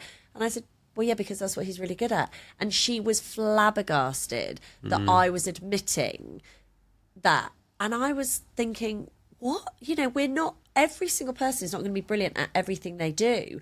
And anyone who says that is a complete, you know, yeah. that's just lies. You can get better at things. But like what you've just said, you know, if somebody asks you for a job, well, actually, that's not my forte. I'm going to double check. I'll get back to you. Straight away as a customer, you're going, okay, fabulous. You know, great. At no point am I going, oh, he said they don't know. You're going, he said he doesn't know. He's going to check it. He's going to get back to me. But again, confident people are okay to say that. It's if they're worried that, they might go to someone else and that person might take the business. That's when I think you then fall into that trap of lying about maybe what you can do. And the worst thing you can do is attempt something that you have no idea how to do and then make yourself look bad, and then it spirals. Yeah. You know, because you go into damage control and you try and fix something one way, and it can exacerbate the problem. It's a really. I used to say when I was business coaching, one of the best skills you can learn and one of the hardest skills you can learn is to say no, because there's a misconception in construction, and I highlight this now because the demand is currently outweighing, in my opinion, outweighing the amount of people in the trades, and demand dictates value. So the misconception in the trades, and I grew up with this, was you say yes to everything. You take everything on because you never know what's around the corner. The amount of times I used to get told that, Russ, you never know what's around the corner, mate. Take that job. These days, there are certain jobs that wave red flags at me. Yeah. And I can look and I can go, I've dealt with somebody like you before. I don't want that. I don't need that in my life. Yeah. And I will quite happily say no. You know, sorry, that job is just not for me. And I've said to customers before, I'm sorry, but I don't think our values align. I mean, one of the things for me, again, the people that will resonate with this one, in my industry, it used to be very common, it probably still is, customers will get 3 quotes. Me personally, if a new customer messages me and says, Russ, can you come and give this quote? I'm getting 3 quotes, by the way, so if yours is the cheapest, we'll go with you. I will say, respectfully, I'll decline the invitation to quote, because I can guarantee you there'll be somebody cheaper than me. Yeah. And if that is your value system where you're looking for the cheapest quote, we're not a good fit. What I deliver is quality, and I know that I'm not the cheapest in my area, but I strive to be the best that I can be within my area. And there's that misconception within the trades industry, again, of like-for-like quoting. Yeah. Because what I will do to deliver a job might be very different to what the next person will do to deliver the same room, but not the same job. Yeah. If somebody's going to walk into a room and just put 2 coats of paint on everything, yeah, fine. If I'm going to walk in and bring my dustless sanding systems and I'm going to sand all the substrate, fully protect your floors, I might spray finish things if that's your request, versus, the opposite, it's not the same job. Yeah. You're quoting, a Ford Focus versus a Ferrari. Yeah. And I'm not going to do that. So I'm confident enough now to deny requests to quote.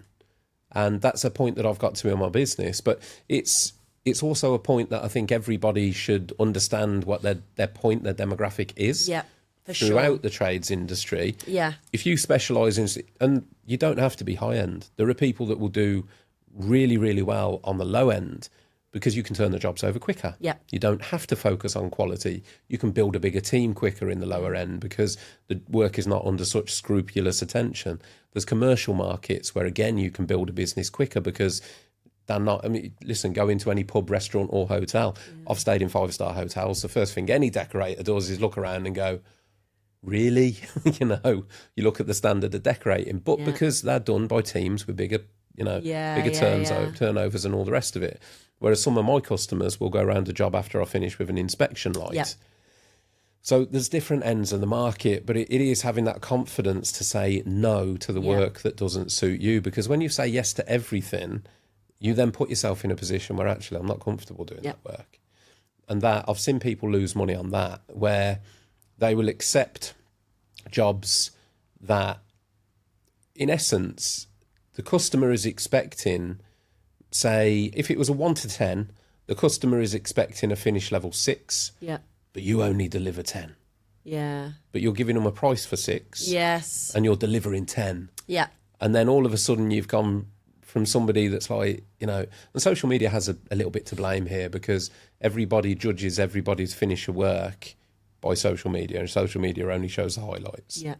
And I'm guilty of this as well, Sian, to be honest. We'll get some jobs that are like the expression, the rental jobs, where a landlord's just like, mate, quick coat of paint on everything. Yeah, yeah. If the money's there, I'll do it. Yeah.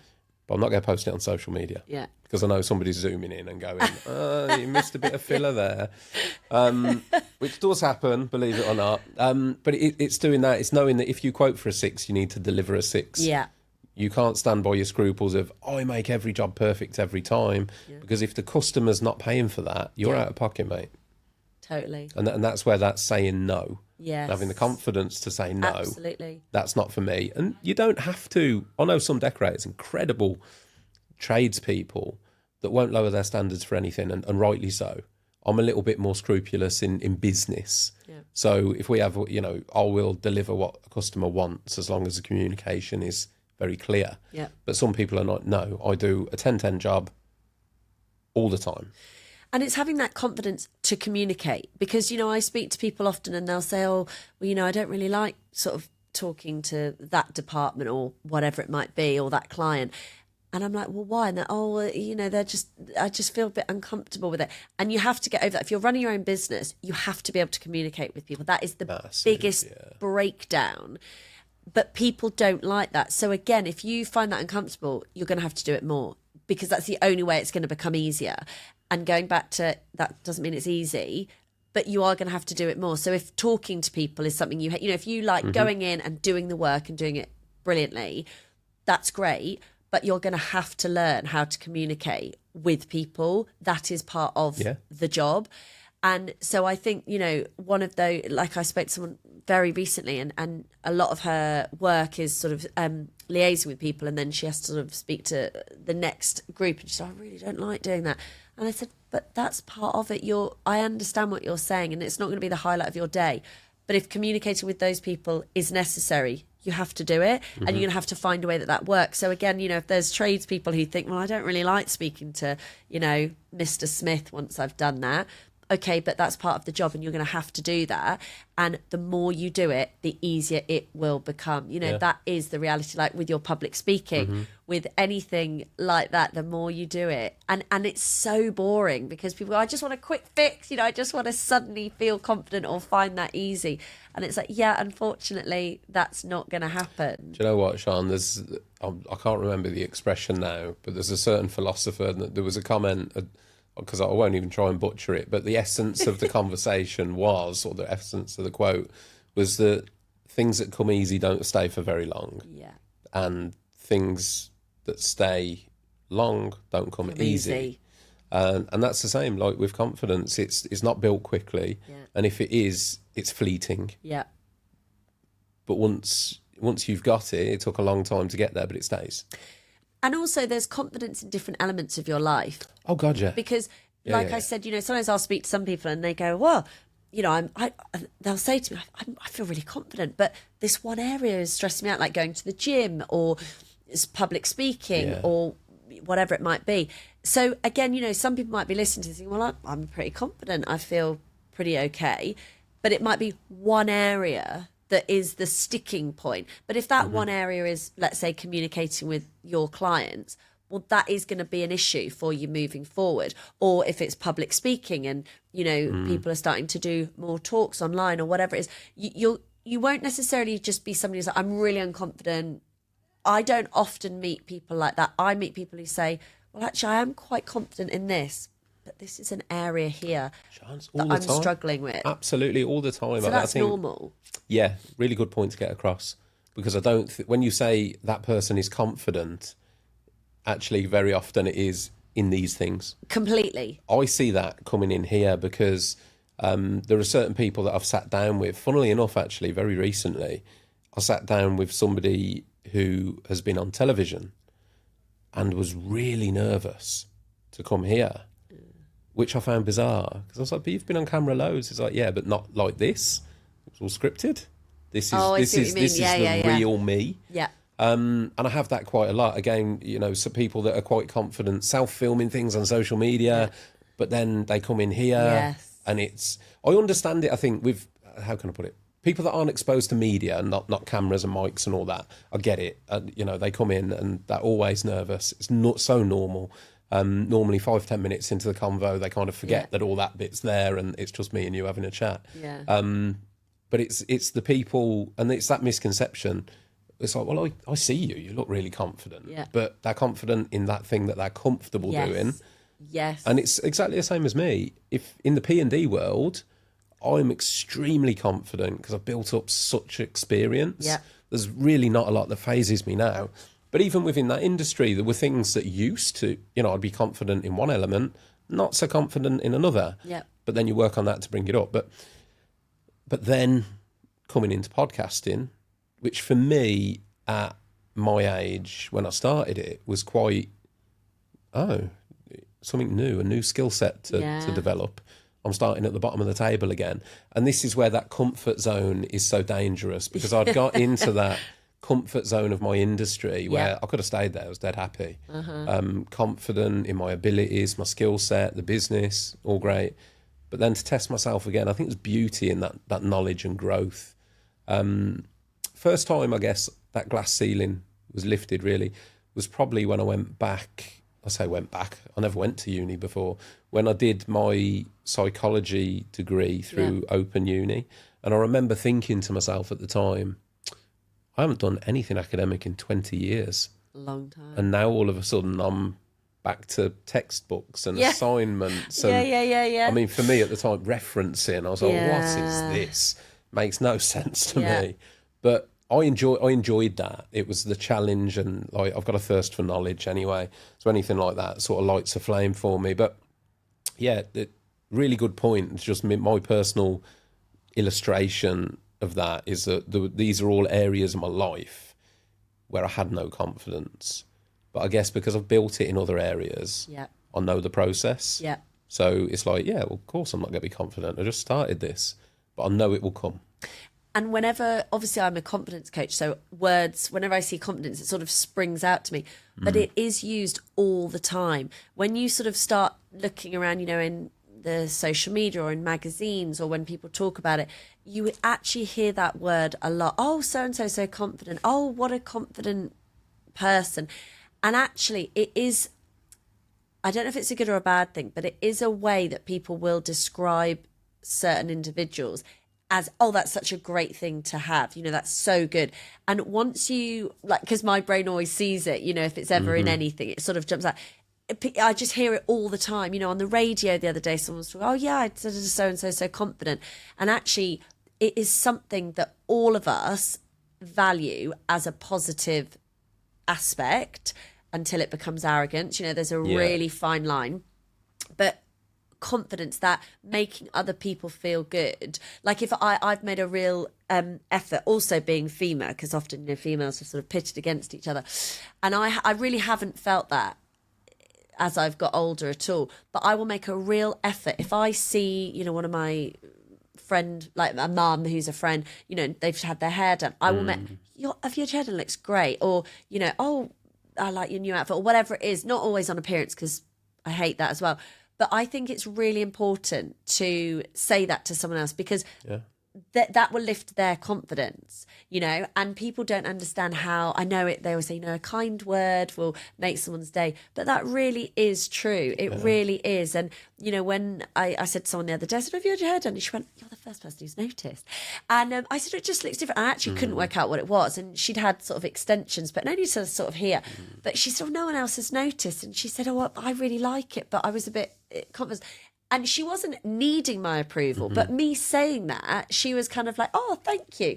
And so again, you don't get confidence from someone else saying, oh, you look nice, or you are nice and you're a good person.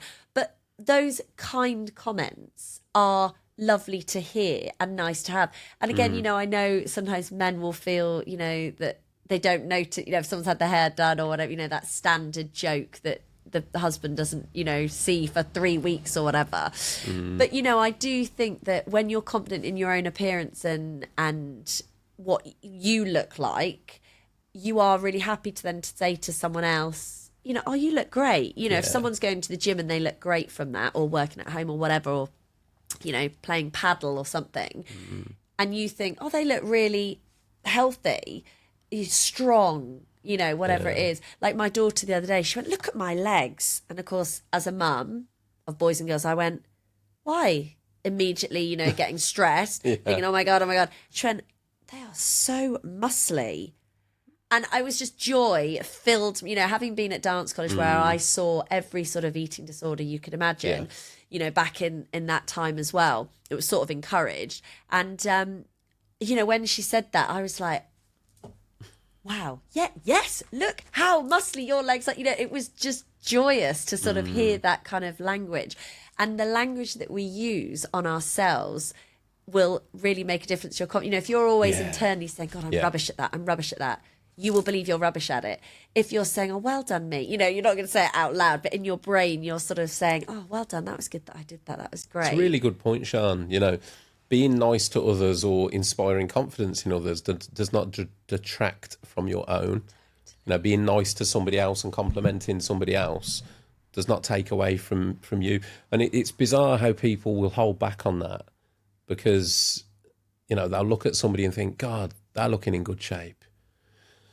Aren't I fat? Yes. And that's the first thing that they'll do. So they won't give the compliment because actually noticing that somebody's looking well has made them feel bad about themselves. Yeah. And that, again, if you're confident in yourself, you're not going to have that reaction. So, yeah, I mean, to be honest, it illustrates the importance of confidence for happiness for yourself and for others, really. So it's just how important it is. And going back when you said, you know, what can people do? I really cannot stress enough that being kind to yourself, you know, when people talk about, well, what would you say to your, you know, your best friend? Well, I'd say this.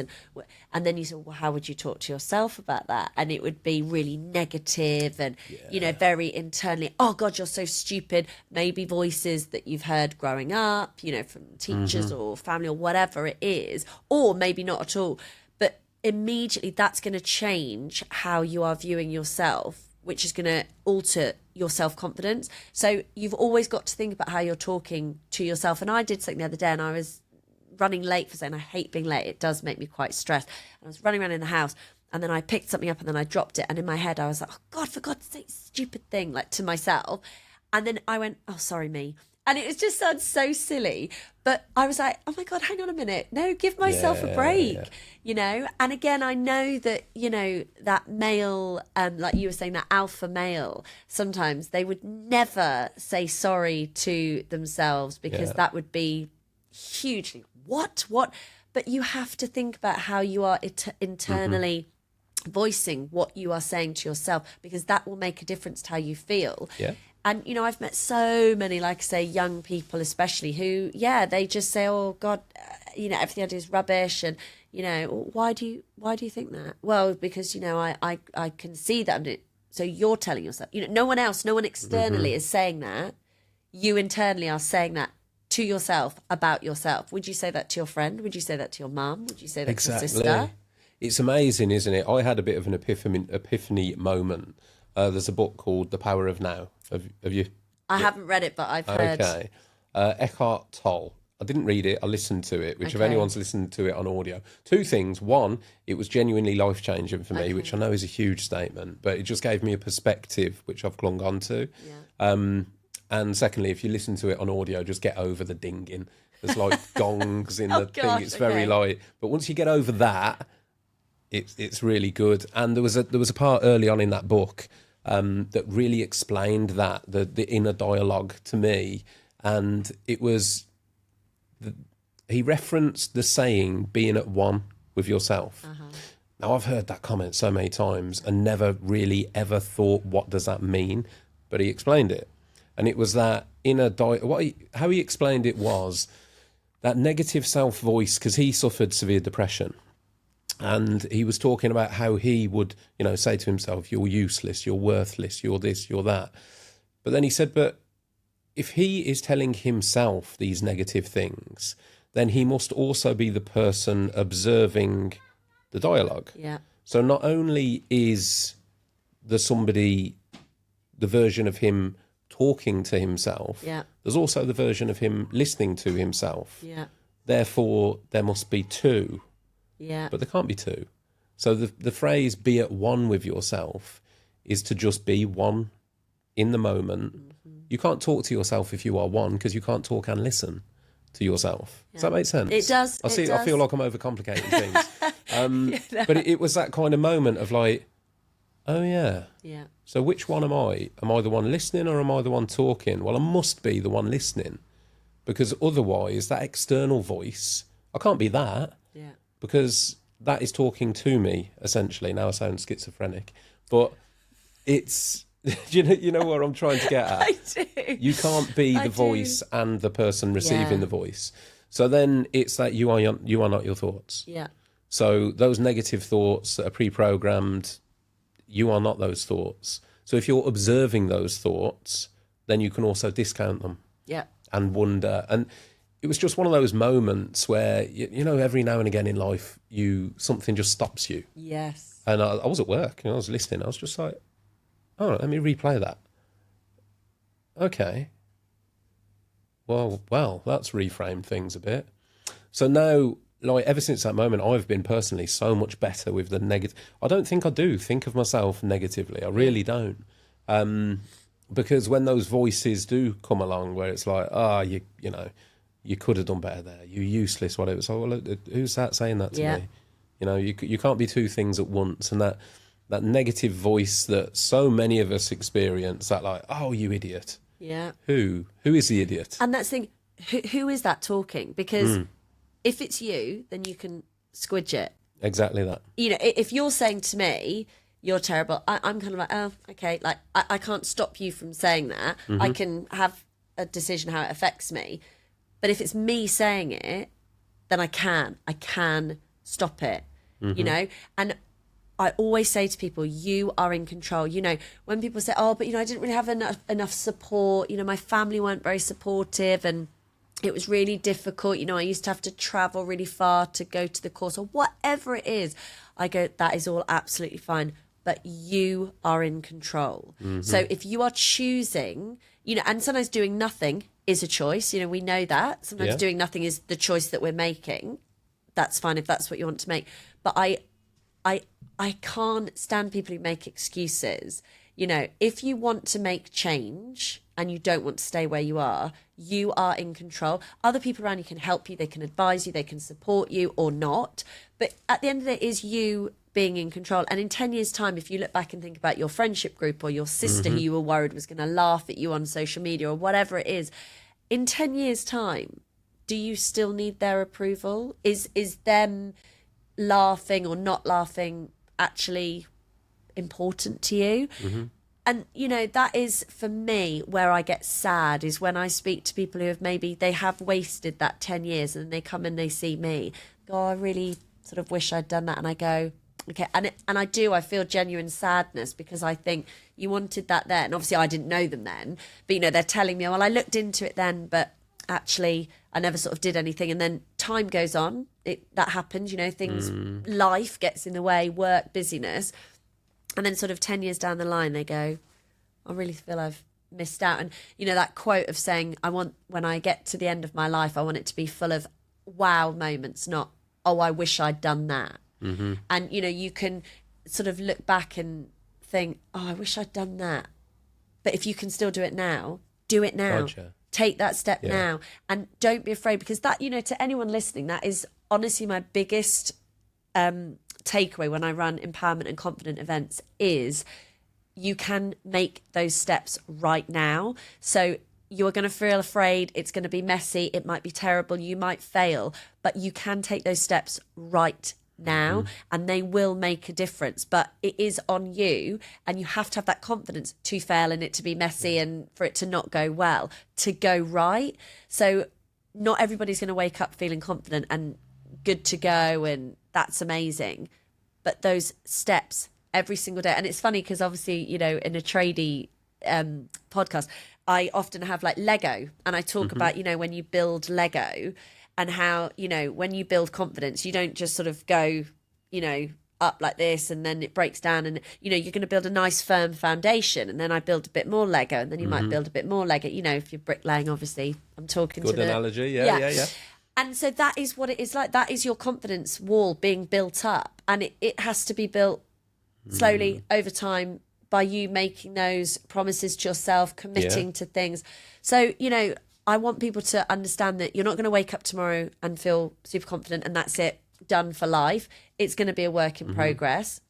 And also, it's going to be really hard. There are times it is going to be really, really hard. Sorry, now the TV decided it wanted to turn itself off partway through as well, but there we go. So we'll see how long that one lasts. There we go.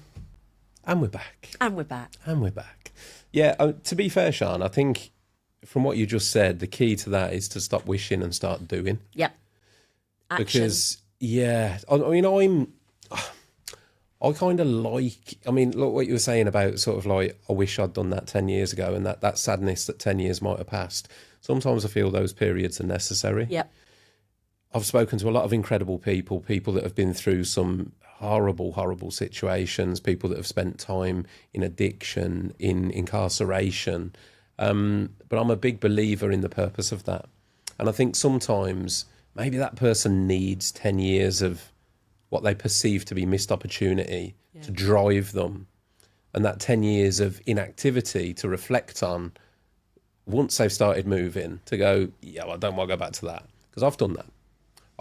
I mean, don't get me wrong, my life was never terrible, but I took over my business at 17 and got to a stage locally in my own little town and area where, if I'm being honest now, I thought I was probably one of, if not the best decorators in my area. That was enough. And then it was like, okay, so this is me now. Yeah. And then I stagnated in that. And, I did the whole lad culture thing. So it was like football, drinking at the weekend, on repeat. And my circle of friends did exactly the same thing. Yeah. That was the norm.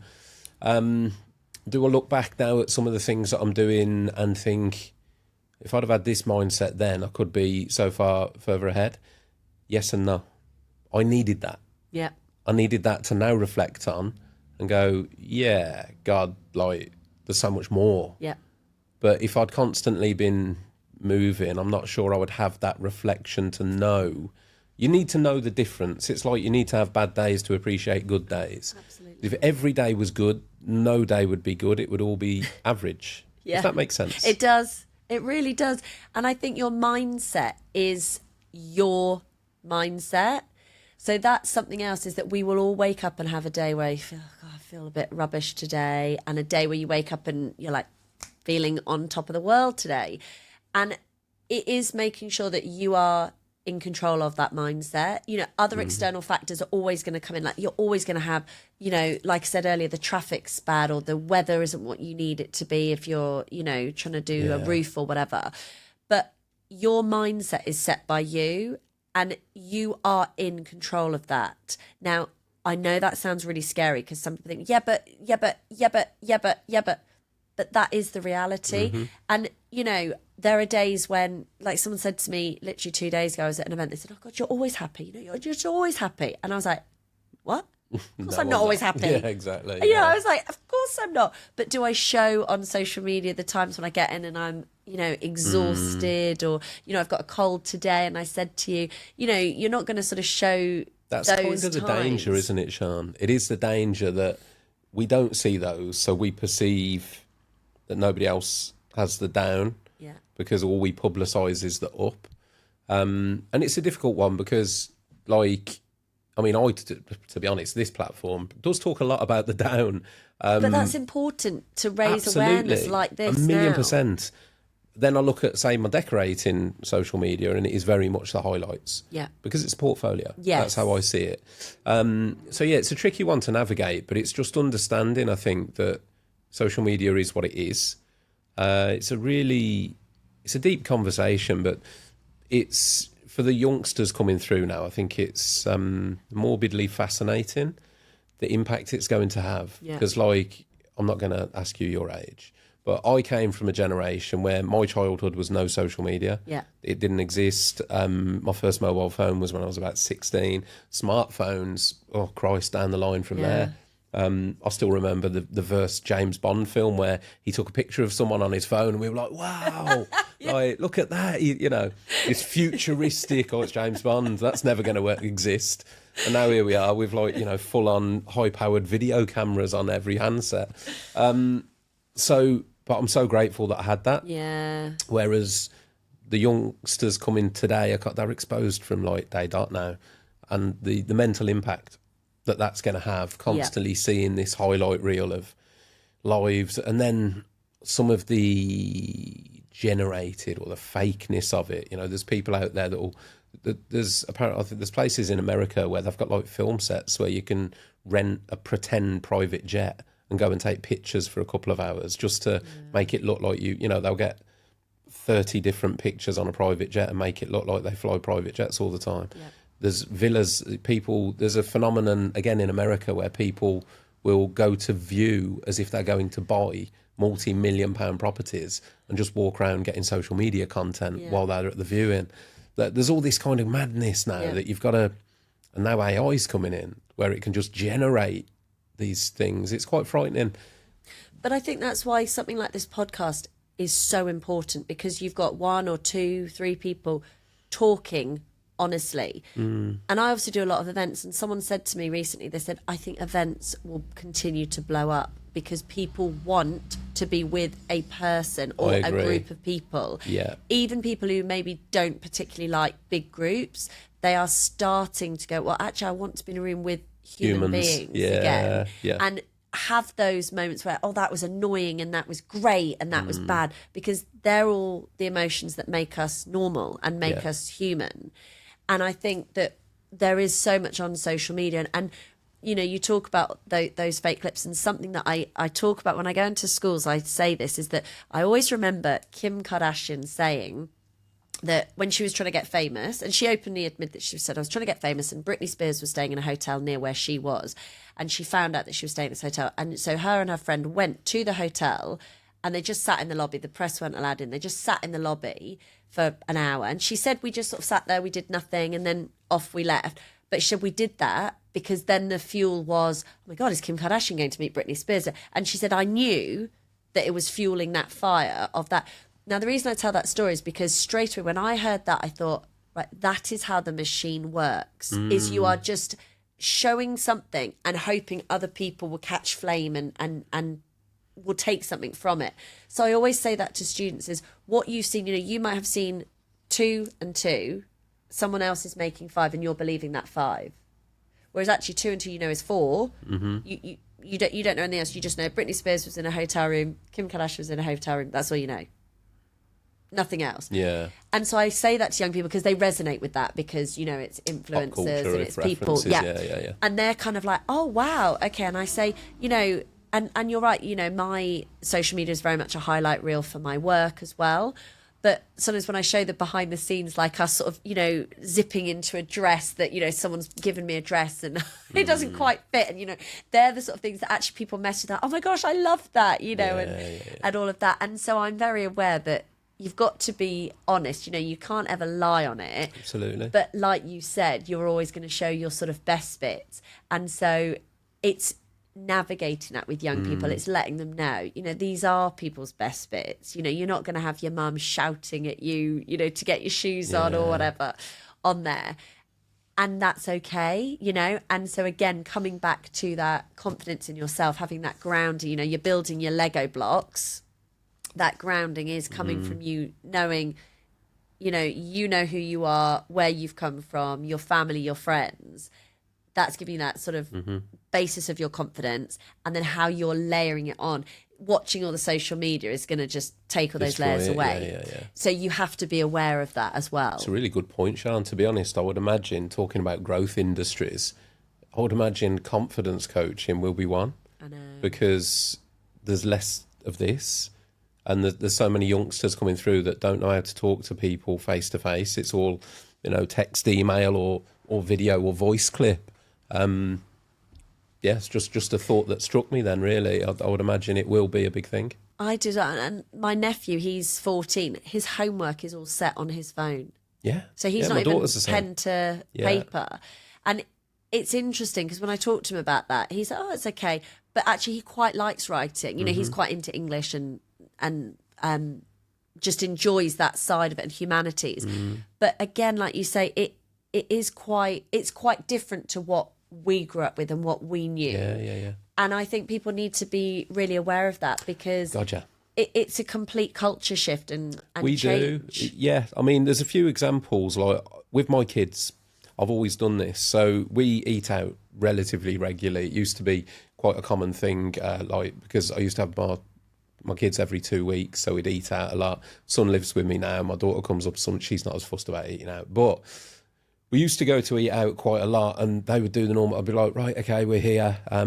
What do you fancy? Oh, you know, cheeseburger and chips on repeat.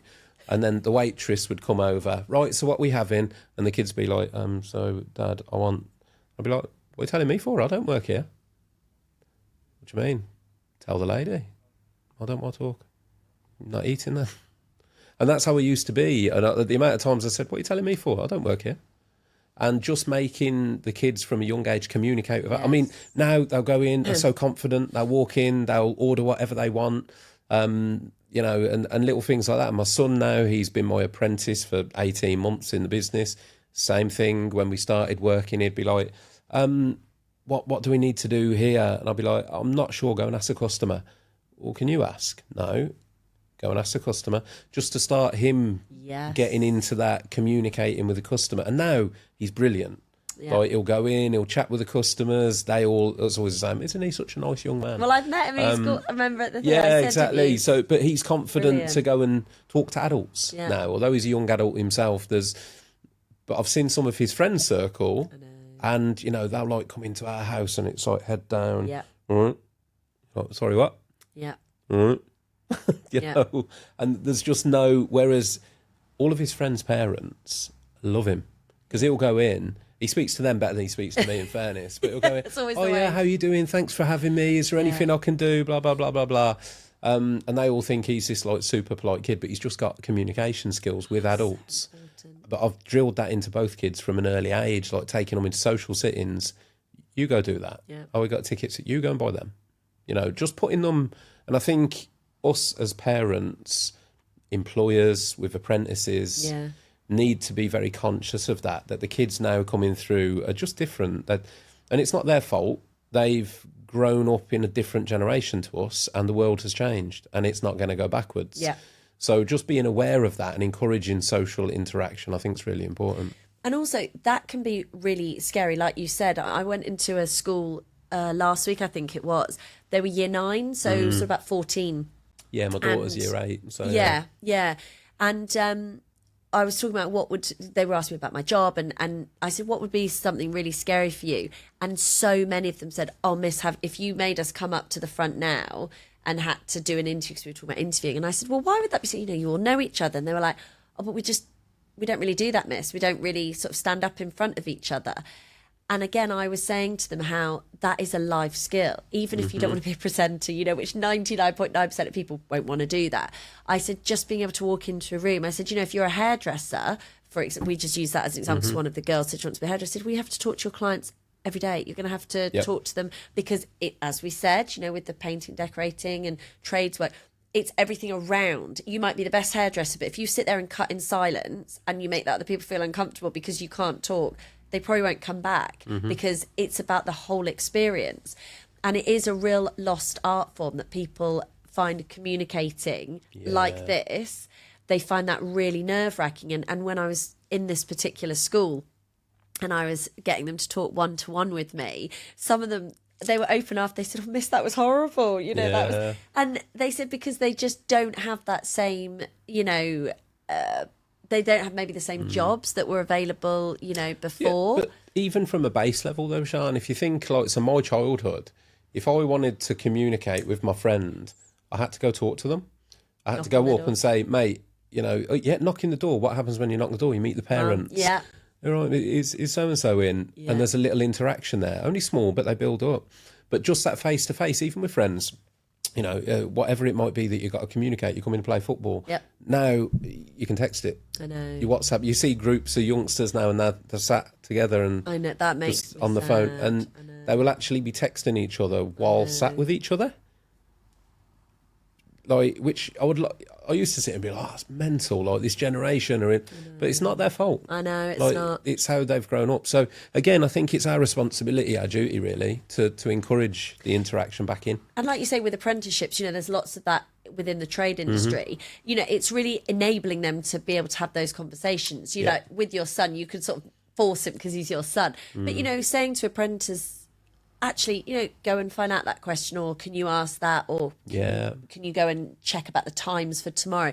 It's just giving them that step, because some of them won't necessarily step forward and do it, but actually the longer that they leave it, the harder it is. And I had, like I say, my first business when I was in England, and I mean, I used to have my son on the, you know, the things that you carry them on, the baby Bjorns, that's what they're called. And I used to like teach with him in it. So literally from like birth, he would come in, but now he is exceptional at speaking to people. And I think that's because he had to come to work with me. And from day dot, it was right, you have to come in and, you know, make sure you say hello to so-and-so. And he is really good with adults, you know, if he comes in. And he was working this year at some music festivals with me.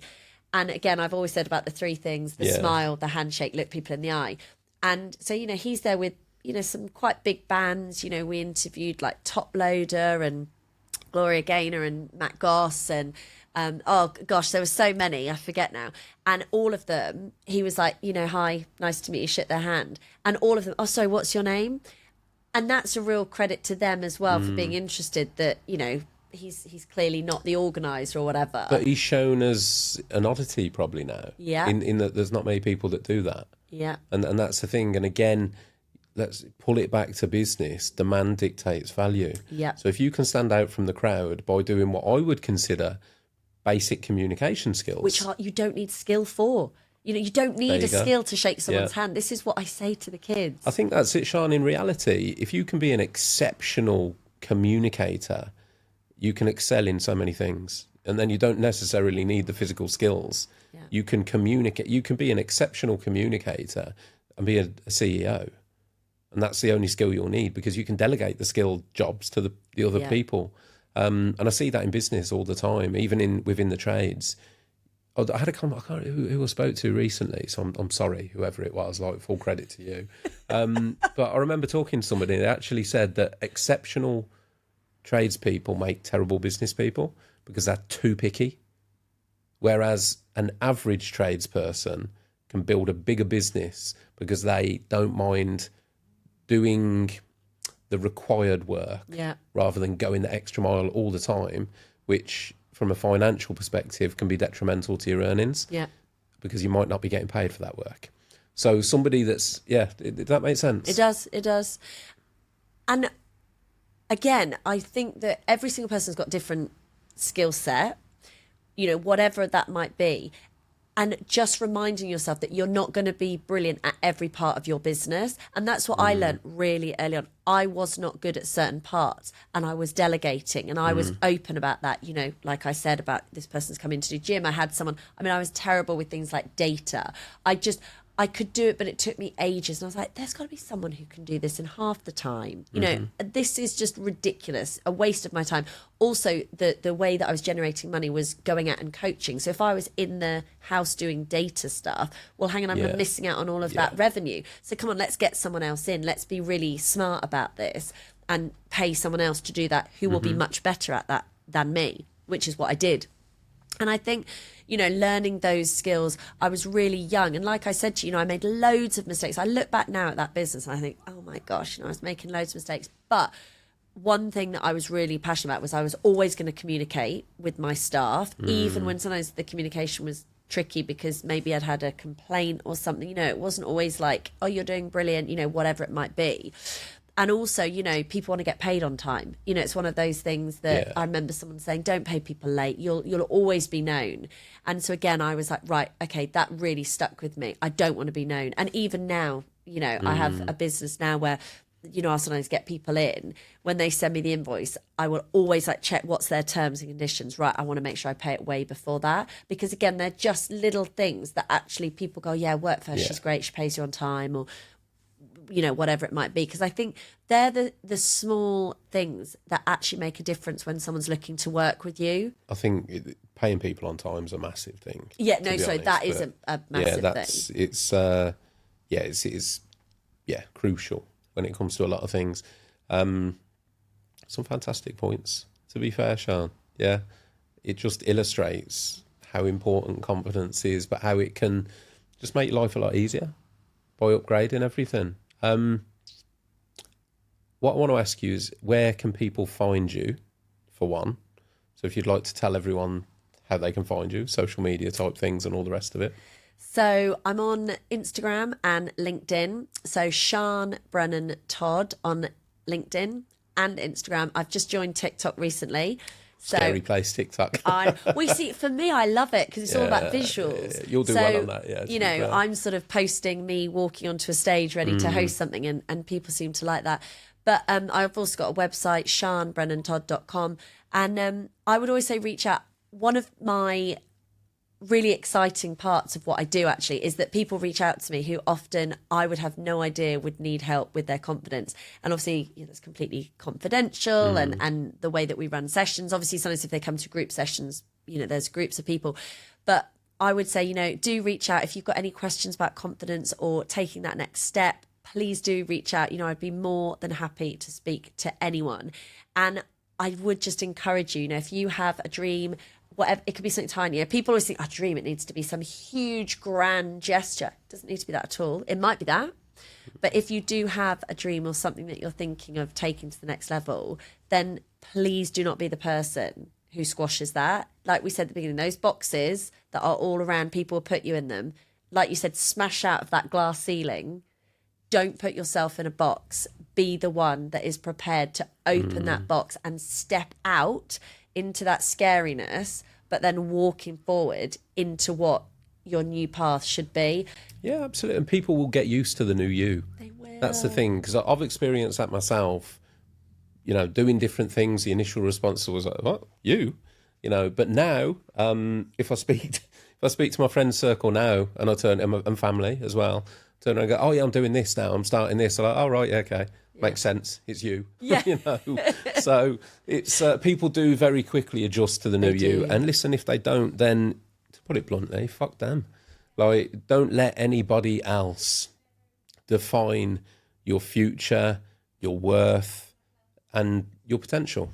Yeah, because you, as we said, you are in control. People who say to me, oh, but no, you are in control, and it's a powerful tool. So use it for good, because, you know, the control that you have on your own life is hugely powerful. And think, like we said right at the very, very beginning, who are you? What do you stand for? What do you want to do? What problems do you want to solve? That will immediately help you understand, where do I want to go? If you know who you are and what you want to achieve, you're going to be able to work out, right, this is where I want to get to, this is where I want to move to. And just don't let other people stop you. You know, that is my biggest like concern when I speak to young people, old people, you know, anyone at all. Just make sure that you are doing what you want to do, taking those steps, building those blocks every single day within your self-confidence to be able to do whatever it is that you might want to take on. Listen, don't be scared to reach out for help is the other thing. If you know that you've got a goal or a dream that you want to hit, and you know, I want to be there, I don't quite know how, there are fantastic people like Sian that are there to help you map that out, plan those steps and put into action whatever they need to. So don't be scared to reach out for help. And also don't feel that you will be laughed at or belittled for your goals and your dreams. If you speak to the right people, positive people, they are just going to encourage it and give you a pat on the back and go, that sounds amazing. Let's sit down and let's work out how we can get there. Because I think that's another big fear, is that fear of ridicule. Yeah. You know, to turn around and go, well, look, I'm a one-man band, but I want to have 20 people under me and I want to be turning over £2 million in the next 5 years. The right people will not laugh at you for that. 100%. And when I speak to business owners, I did a festival of entrepreneurs recently, and I was interviewing hugely successful entrepreneurs, and all of them were like happy, you know, people come and go, oh, I've got this idea, and they go, yeah, send it to me, let me have a chat. One guy said, oh, I need a new name. And this woman who's got this big collagen company, she said, okay, send me an email, I'll have a think about the new name and then I'll give you some ideas. Because actually people who have been there and done it are really happy to help, because they know how hard it is. You know, they have been there. They know how challenging it can be. So they will help you. And as I said at the beginning, you know, when I first came here and I was just reaching out to absolutely anybody, don't let one person's no or them ignore you make you think that's it, I'm going to stop. Keep going, keep stretching. You know, they say, don't they, the person that keeps knocking on 7 doors and then after door 7 they give up. It was door 8 that they needed to go through to reach the life they wanted. 1,000,000%. So, don't be put off by that. And remember, that can be hard. We're not saying that that's going to be easy. Oh, that God, can be none hard. of this is easy. You've got to do the work, want to do the work, and be prepared for the knockbacks. Yeah. But if you learn to see them in a different way. See, one of the other great things when I studied philosophy and stoicism, just reframes everything. Yeah. So things are not failures or missed opportunities, are lessons. Yeah. And whatever you learn from that, well, that's a positive now, because actually that experience I learned from something. And if I keep learning, you've got to be damn sure that one of these days all that knowledge is going to take me through that correct door. Yeah. Sometimes you're getting a no because you're not ready. Yeah. But you can take that lesson from that experience and build on it to the point where actually, you might come back with a presentation or a quote or whatever, however far down the line, and now you're the evolved version of you that is ready for that opportunity. So, things that are meant for you will come. Yeah. Not to get too spiritual with it, but I agree. I do. And, they say, don't they, that, some people are really lucky, and they go, well, they're lucky, but they've also worked really, really hard. And I know that some people are lucky in terms of, things sort of land on their lap. But when you look at the people who, have been successful, again, we define that in very different ways. But they've worked really, really hard to get where they are. And, sometimes those overnight successes are actually 10 years in the making. 100%. Yeah, absolutely that. Absolutely that. It's a great place to wrap things up, I think, Sian. Is there anything we haven't discussed that you wanted to get out on the podcast? I think just the main part would be for me is that confidence and believing in yourself really is going to be key to you feeling fulfilled. And I cannot stress enough, having worked with hundreds and thousands of people, whether it was kids that I was coaching to adults who I now confidence coach with, is that you have to believe in yourself first. And when I talked at the very beginning about when I auditioned for dance schools, my teacher in Bristol, where I was teaching, was brilliant, amazing, so fierce, but brilliant. And I remember I auditioned for all the schools and I didn't tell her. And then after the auditions, I told her. And she was a bit annoyed, I think, that I hadn't told her. And she went, oh, look at you. You think you're going to go to your London dance schools. And I remember her saying that in a lesson. And I thought, that's why I didn't tell you. Because I knew if I'd have told her and then she'd have been like that, I don't know if I would have gone to the auditions. Now, I was so fortunate and I was very blessed that I went to the auditions, I got in, and I got a scholarship, so I was going to go. But that straight away at 17, I remember thinking, okay, you have to want this for yourself. You cannot let that, because otherwise that could have actually defined me. And someone else saying, oh, look at, and I remember going, oh, look at her thinking she's going to get into all the London dance schools, and she didn't mean like that. She's a brilliant teacher. I have so much respect for her even now. But those comments could have had that impact of, she's right. I'm probably not good enough. And I might not have gone. But that would be, if you were doing that for her approval, then that would have stopped you. But because you were doing it for yourself, and also you had the knowledge to know that feedback might come. Much the same as when I set up the podcast, I knew there was no point taking that to certain people's doors as, guess what I'm going to do? Because I knew what the response would be. So, absolutely great advice. So, just go for it, and if you're thinking about starting a business or getting an apprentice or whatever it might be, remember those communication. We've talked about strategies and, shaking hands, all of those. They will all make such a difference. But that confidence has to start from yourself, within yourself, before you can kind of spread it out into the world. So start building now. Yeah. Now is your call. Sian, thank you very much for your time. It's been an absolute honour. You've shared some fantastic knowledge, some great tips, and that's all about what it's about. I see the podcast myself, every episode, as like a metaphorical book. So it's like a book on the shelf. So the book on the shelf on confidence goes in now. Yeah. And for years to come, people can pick that up and listen to this. So massive thank you for your time. Really appreciate it. And to everyone listening, thank you for staying with us, even through the technical difficulties. And catch you soon on the next one.